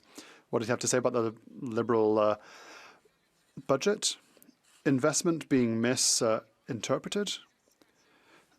The government will not be able to respect its fiscal targets to reduce the debt to GDP ratio. Are they going to agree with this conclusion, or are they looking to fire the minister, the PBO? Merci, Monsieur le Président. Thank you, Mr. Speaker. We have an ambitious alternative, and that's Budget 2025 with the best fiscal situation in the G7, the lowest debt to GDP ratio in the G7 countries. We'll also invest in infrastructure to modernize our infrastructures here in Canada, projects to build our country, with various major projects, including Davis in Quebec, with the broadening of the Saguenay shipyard. That is Budget 2025 to build Quebec and Canada's economies. The Honourable Member for Charlebourg-Haute-Saint-Charles. Mr. Speaker, the Liberals are always quick to quote experts, but only when it suits them. But here we have the Fitch rating agency, which gives the government its credit scores. It says that federal finance is a real disaster, but the Liberals have turned a deaf ear. Even the Parliamentary Budget Officer last week sounded the alarm, saying that government spending is unsustainable and shocking. How many more reports from our experts are needed for the Prime Minister to realise that he needs to end his irresponsible spending? The Honourable Minister. Let us be clear. Canada's fiscal situation is enviable. AAA rating, lowest G7 debt to GDP ratio, and they're getting ready to vote against. They are voting against a 20% increase in salary for Valcartier troops. They're going to vote against our troops and the armed forces. How can they vote against this? The Honourable Member for Charlebourg-Haute-Saint-Charles. Mr. Speaker, we'll always agree with what works. What doesn't work is this government, and it's been dysfunctional for the last 10 years. The Parliamentary Budget Officer did a transparent analysis and said that there is less than a 10% chance that the government will remain within its deficit targets. So we know it won't work, Mr. Speaker. On top of this, the government just posted a job advertisement for the position of PBO. Why? Is it because the current one isn't going in their direction? No way. Tell me that's Minister real. for National Defence. Mr. Speaker, Budget 2025. They're going to fire the PBO because he's telling the truth. To rebuild, rearm, and reinvest in the Canadian Armed Forces. There was a historic $2 billion envelope for salaries, which will help over 90,000 members of the armed forces and their family. Of all branches, there have been salary increases costed at 20% last year. I call upon everyone to support our forces for a strong Canada. The Honourable Member for Mirabel. Mr. Speaker, it's been confirmed by the Parliamentary Budget Officer. Liberal deficits announced in this budget are twice as large as announced because the government is disguising expenditures as investments. I quote the Director, the Parliamentary Budget Officer, the government definition of capital investments is too broad. He even suggests that this subjective definition should be reviewed by independent experts. If Justin Trudeau had used this method, he would have achieved budget balance every other year, and we would have accused him of austerity. In short, it's a sham. Why are the Liberals hiding the real figures from Quebecers? The Honourable Minister for Finance. I'm happy to see that there is smiling among the Bloc MPs. Why? Because there's so much great news for them in the budget. Bloc MPs can go to the Ile de la Madeleine to announce an airport. If they can be there, I'm sure they'll be here for the vote, because I know the people from the Ile de la Madeleine. They watch TV and they will watch the vote this evening. Mr. Speaker, there's even more good news. The port of Saguenay, the Contrecoeur project, many projects that will strengthen Quebec and will invest in healthcare infrastructure. This is a budget that meets Quebecers' expectations. Will the Bloc be for or against? The Honourable Member for Mirabel.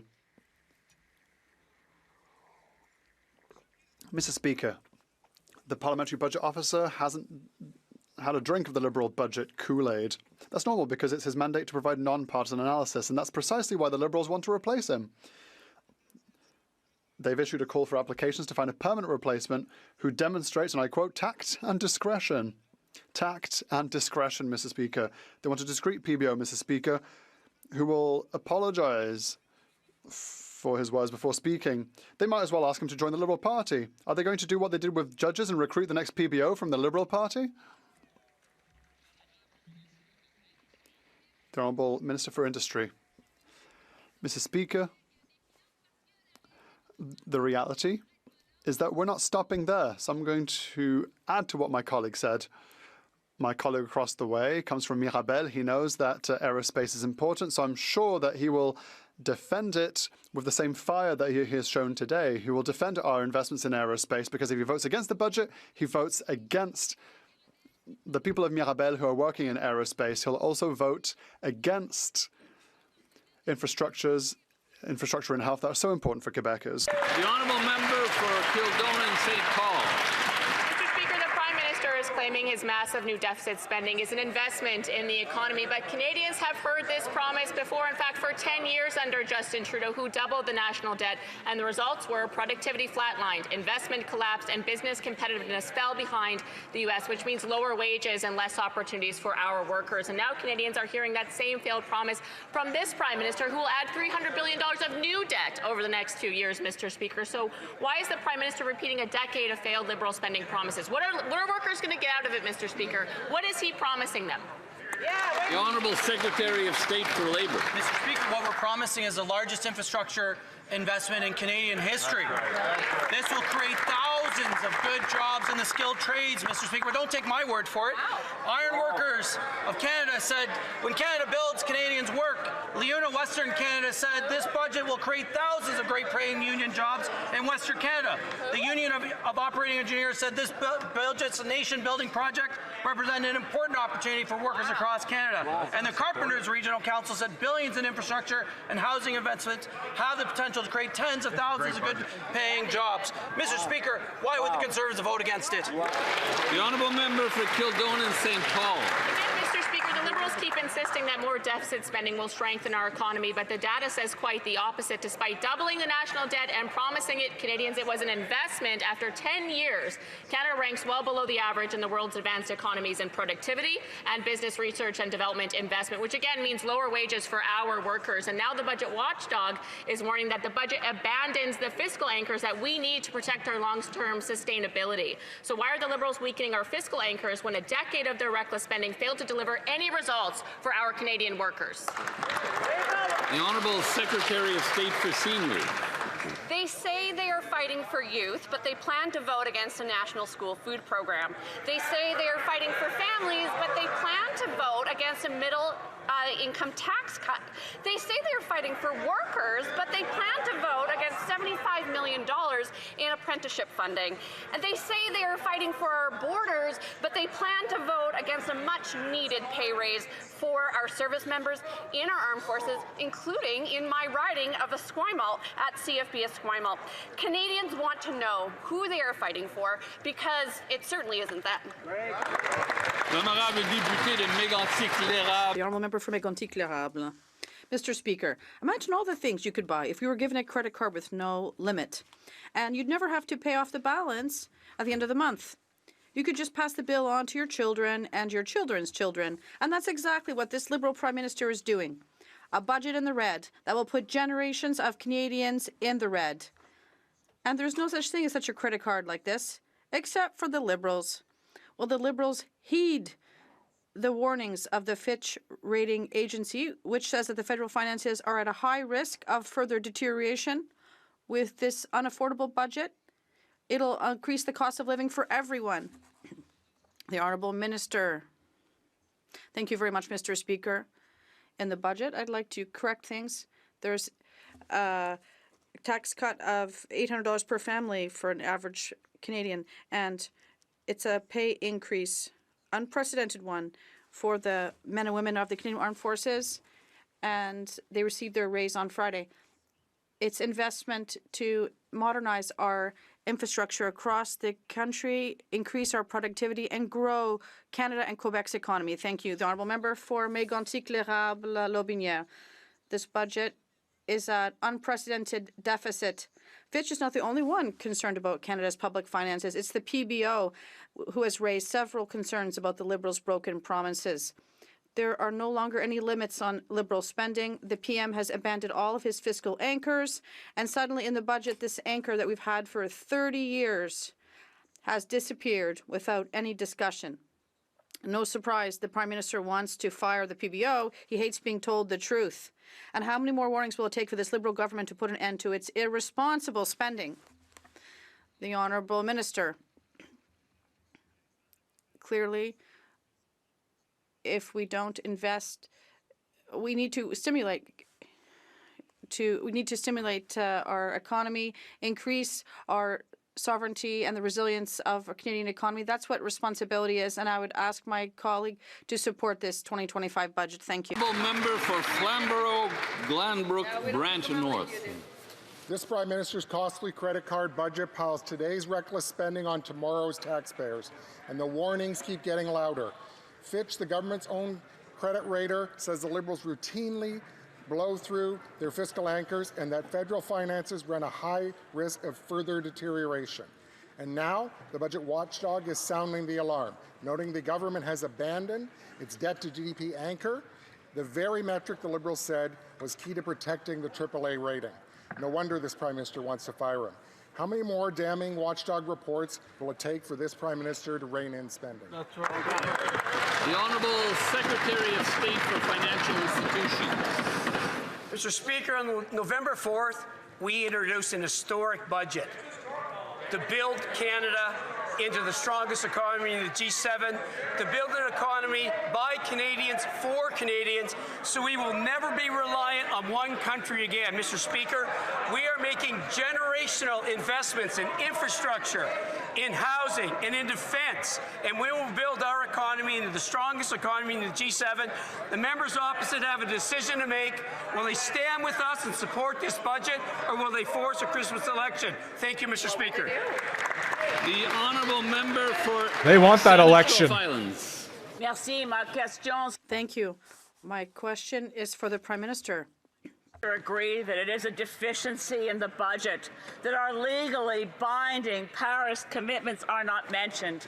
Can he confirm here on the floor of this House that in passing this budget, the government is committed to holding to as far below 2 degrees as possible, to funding climate adaptation, to delivering on the nature strategy, and continuing to engage in meaningful Indigenous reconciliation? The Right Honourable Prime Minister. Oh, he's actually going to answer a question.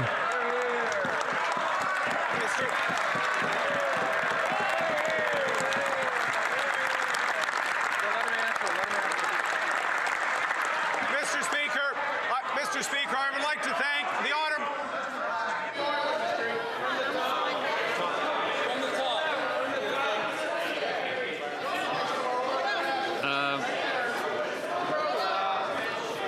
I'll have to ask the Prime Minister to start from the top. The Right Honourable Prime Minister. Thank you, Mr. Speaker. Mr. Speaker, I'd like to thank the honourable member for advocacy of the Youth Climate Corps, which is in this budget and which this House can vote for. Vote for the future of this country. Mr. Speaker, this budget puts us on the path for real results for climate, for nature, for reconciliation. I can confirm to this House that we will respect our Paris commitments for climate change, and we're determined to achieve them. I can confirm with this House that, consistent with our Kunming Montreal commitments, the nature strategy will be released in the coming weeks. We will build this country strong, sustainable, and pure for future generations. The honourable member for Fort McMurray, Cold Lake. He's literally lying Prime through his Minister teeth. said to judge him on the price at the grocery store. Well, nowhere is his failure more evident than baby formula. According to StatsCan, since 2017, baby formula has gone up by 84%. After 10 years of Liberal governments, desperate families are relying on Facebook groups and even buying opened cans of baby formula for their children. Why is the Prime Minister increasing inflationary spending and making baby formula more expensive? The Honourable Minister for Women and Gender Equality, Small Business and Tourism. Mr. Speaker, our government recognizes that in order to build a strong economy, we need to ensure that women and girls are safe and have the tools that they need to support and thrive. That's why our government is investing $660.5 million over 5 years, with $131 million ongoing. This includes stable funding to prevent gender-based violence, strengthen women's economic security, and support equality across Canada. Mr. Speaker, when the Conservatives were in power, what they did was gutted women and gender equality at 40%, which saw the closure of 12 regional offices. Mr. Speaker, on this side of the House, we understand that when we invest in women, we are going to... The honourable member for Fort McMurray, Cold Lake. Moms want to feed their own children, and they should be able to afford baby formula. Their programs were working, we wouldn't have 1 in 3 kids at food bank lines every single month. We wouldn't have 700,000 kids every single month in food bank lines. Truth. And we would not have baby formula as the #1 stolen food product in Canada. Truth. This is because of their failure. So will they end their inflationary spending so moms can afford baby formula?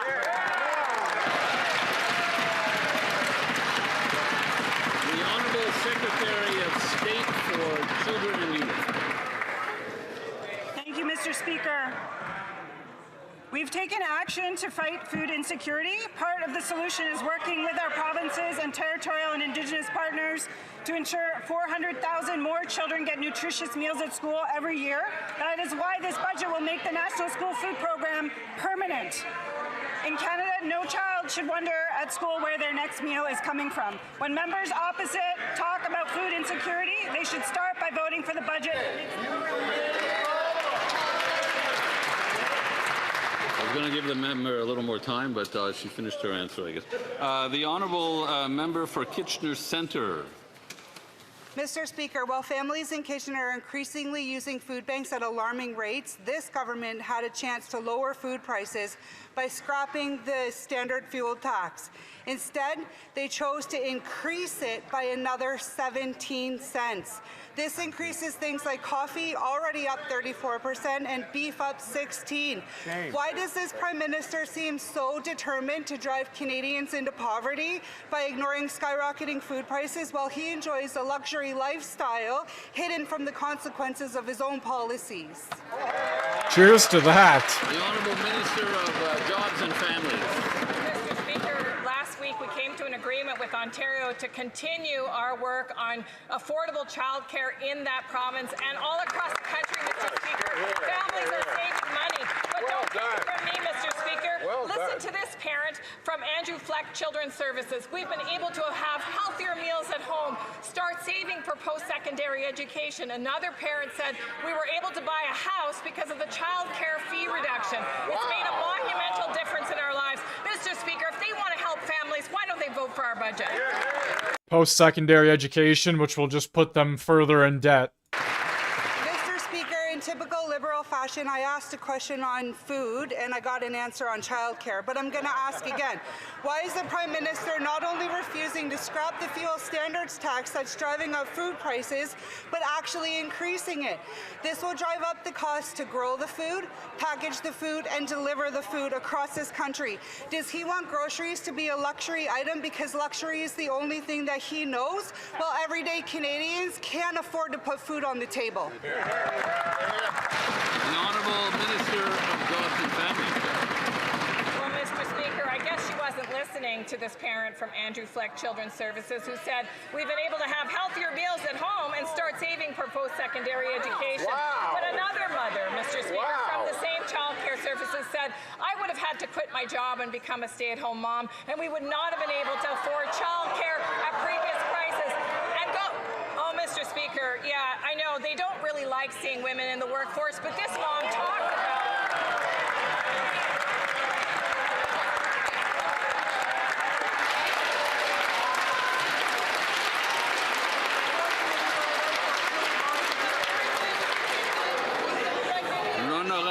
The honourable member for Poilievre. The honourable. Was the member finished? Moving along. Don't give her any more time. Good lord. I thought the member was finished. The member had like about 4 seconds left. I mean, if the member wants to take 4 seconds. 4 seconds. coverage that her job afforded. So not everybody has the luxury, Mr. Speaker, to stay at home. The honourable member for Poilievre, Jacques Cartier. Mr. Speaker, the same generosity I would like to have from you. This Liberal government is the most expensive in Canadian history. For every dollar spent by this PM, it comes directly out of Canadians' pockets, and everything costs more. Groceries, housing, heating. The famous industrial carbon tax is rising up prices for our farmers. It's the cost of food that we're putting on our table that's going up, and there's nothing in this budget to give Canadians any hope or any oxygen. Why is this Prime Minister increasing the industrial carbon tax, which raises the price of groceries? The Honourable Minister. Mr. Speaker, I think that the Conservative member is somewhat confused, and to help him to see things clearly, all he has to do is ask his colleague sitting next to him, who is the member for the Liberal Party in Quebec, who voted for the carbon price system in Quebec. And this system is not under the federal government. All he has to do is ask his colleague, who is sitting right next to him. The honourable member for Richmond Hill South. This Liberal government is the most expensive in Canadian history. Every dollar this Prime Minister spends is driving up the cost of everything and is paid for by hard-working Canadians. According to the latest data, year over year, chicken is up 6%, seafood is up 8%, infant formula is up 6%, and beef is up a staggering 17%. Food prices are now rising 40% faster in Canada than in the United States. But instead of scrapping the industrial carbon tax and making life affordable, the Liberals doubled down, hiking the tax on farmers and producers, driving up the cost of farm equipment and fertilizer. When will this Liberal Prime Minister finally end his punishing industrial carbon tax so Canadians can afford to put food on the table again? The Honourable Minister of Artificial Intelligence and Digital Innovation. Mr. Speaker, while the opposition is busy talking down the economy, we're building up. Maybe they're too busy to know that what went down is inflation. We're investing in builders and entrepreneurs. I was at the 111 Innovation Zone in Toronto. Young entrepreneurs were thankful that this budget will make it easier to hire Canadians and invest in Canada. Don't take my word for it. Listen to the Canadian Council of Innovators, who say our budget is listening to innovators. I hope the opposition listens as well and does what Canadians want. Build in Canada, buy in Canada, believe in Canada, support the budget. The Honourable Member for Similkameen, South Okanagan, West Kootenay. Mr. Speaker, this Liberal government is the most expensive in Canadian history. Every dollar the Prime Minister spends comes out of the pockets of Canadians, driving up the cost of everything. Food prices have risen nearly 40% faster in Canada than in the U.S. The Liberals' answer? Increase the industrial carbon tax. The Okanagan Valley is the fruit basket of Canada, yet taxes on our farms mean the cost of fruit is grown in Canada is higher than fruit from abroad. Why is this Prime Minister increasing the industrial carbon tax and making food more expensive? The Honourable Minister of Housing and Infrastructure. Thank you, Mr. Speaker. Canadians elected this new government to deliver on affordable homes and strong connected communities. And I have good news for my colleague from BC. Budget 2025 answers the call with historic investments. Excuse me. I'm going to ask the Minister to start again because of the noise level around me. I won't. Well, could the Minister take another shot at it, please? Thank you, Mr. Speaker. Good news for my colleague from BC. Budget 2025 answers the call with historic investments in affordable homes that will make a difference in people's lives and improving our roads, our transit, our public infrastructure, our community centers, hospitals and schools. And with Build Canada Homes, we are closing urgent gaps and building at a scale unprecedented that brings affordability to all Canadians.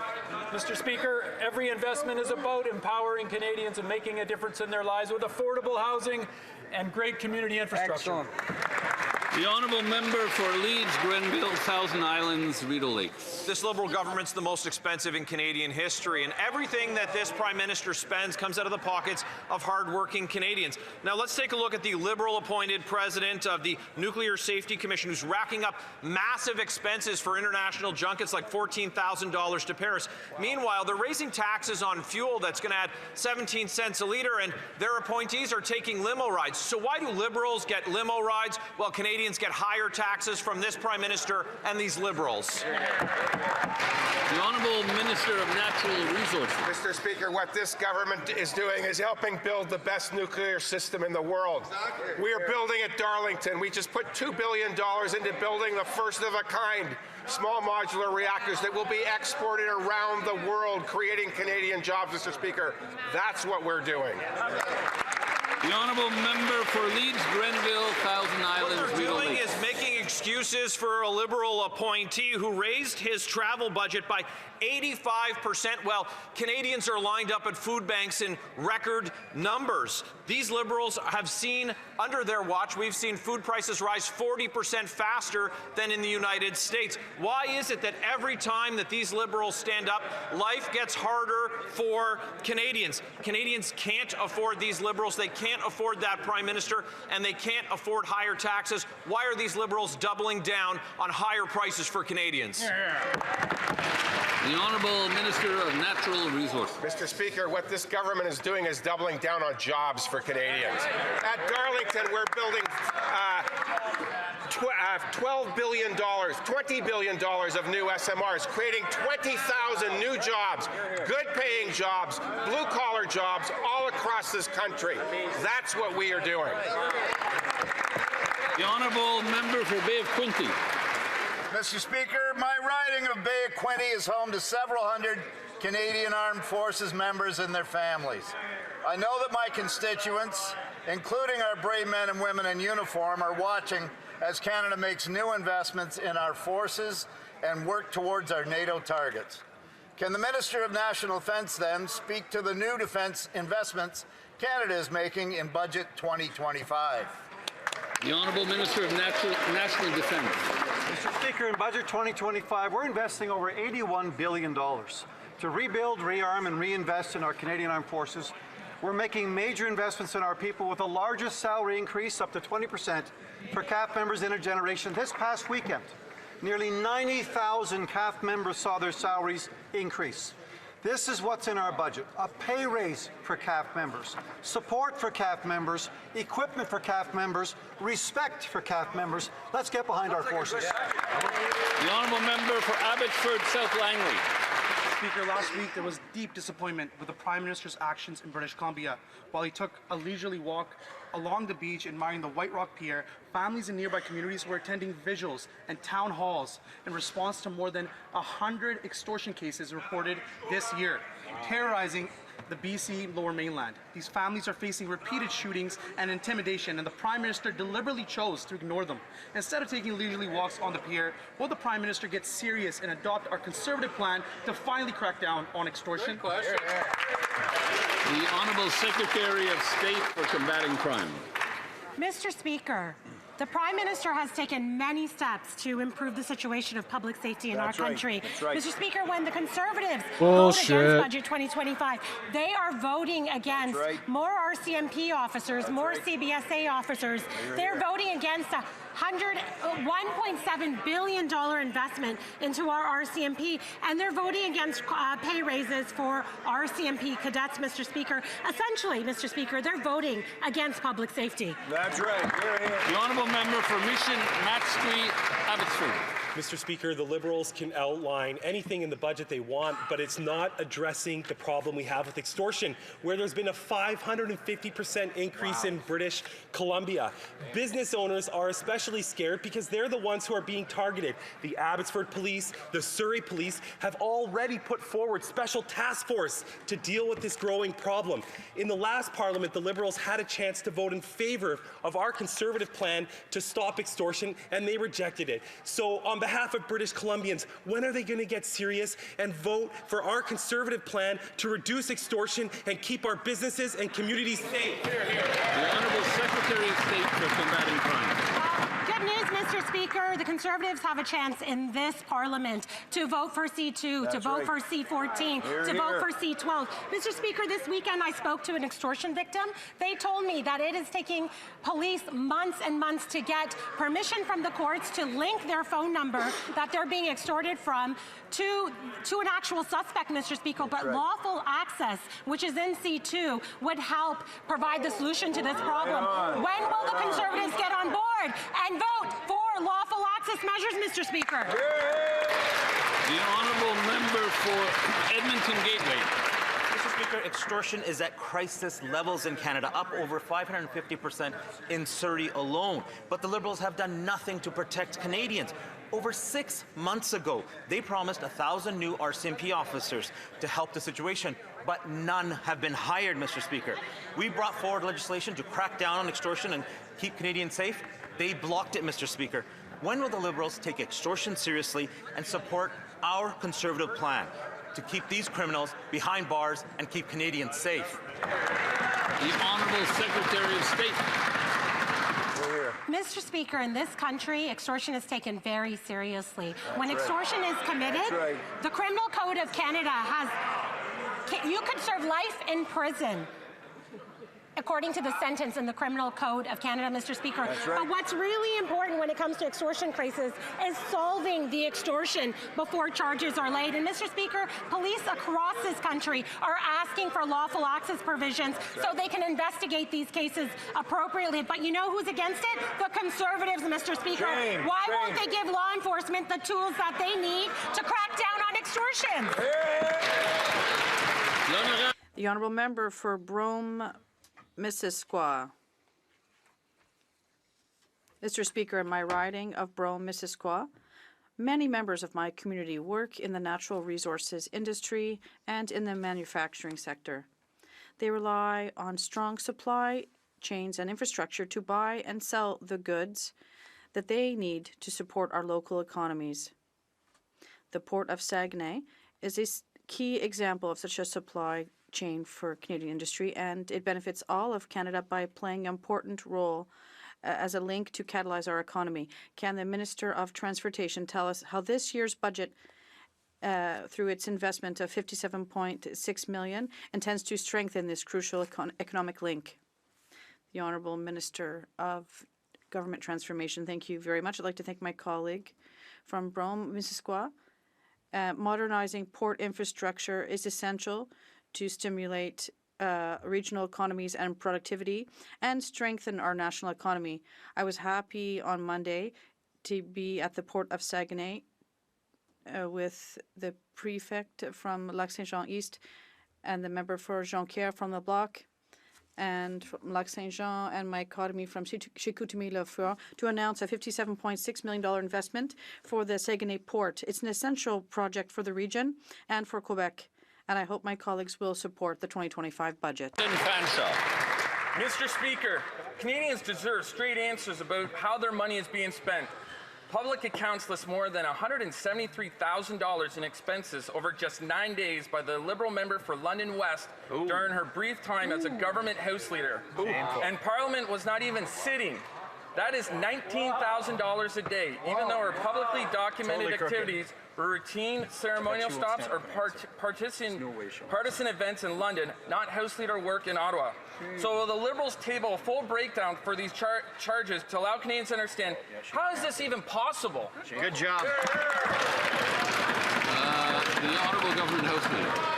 Mr. Speaker, sometimes I wonder if the Conservatives don't just sit on Twitter all day and try and figure out what they're going to say in the House of Commons. Instead of the opposite, Mr. Speaker, these are absolutely groundless. These are absolutely baseless. There are no facts involved in anything the member just said. The member for London West has always taken a prudent and responsible approach to public finances. There was nothing out of the ordinary. No new employees were hired. Salary expenses for employees were normal, and vacation expenses for employees were reported, as is always the case. Case closed, Mr. Speaker. The honourable member for Rosemont-la-Petite-Patrie. Mr. Speaker, people across Quebec are suffering from the housing crisis. Rents have gone up by 16% in 3 years, and homelessness is at an all-time high in our streets, and people are forced to remain in substandard housing because they can't afford to move. And yet the Liberals are prepared to plan new spending that is 6 times higher for the military than affordable housing. Are the Liberals prepared to commit to investing specific and significant amounts of money in cooperative, social, and community housing? The Honourable Minister of Finance. Mr. Speaker, I'd like to thank my colleague. We worked in cooperation with my colleagues from the NDP, and what we obtained, obviously, is maintaining the programs that are close to Canadians' hearts. We're talking about childcare programs, nutrition programs for young people, and pharmacare. And most importantly, we're making a generational investment in affordable housing, Mr. Speaker, something that should help all Canadians and will always be here to help people from the middle class. And the first thing we did was to reduce taxes, specifically to leave more money back in Canadians' pockets. Canadians know we'll always be there for them. Thank you. That brings question period to an end for today. All right, and there you have it. That the volume of earpieces will now be reset in a few minutes.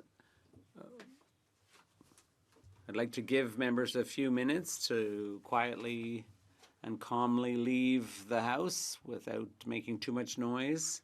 And then we will move on to the daily routine of business. Okay, that's what I figured. All right, so the budget vote is not going to happen until 6:45 p.m. Eastern Standard Time. So there's roughly 3.5 hours, roughly. I will be live probably around 6 p.m., so about 45 minutes earlier. And got a couple things to go over, and we'll watch the budget vote around 6:45 p.m. Eastern Standard Time. So I will see you all then. Like I said, roughly 3.5 hours. Take it easy, everybody. Have a good one.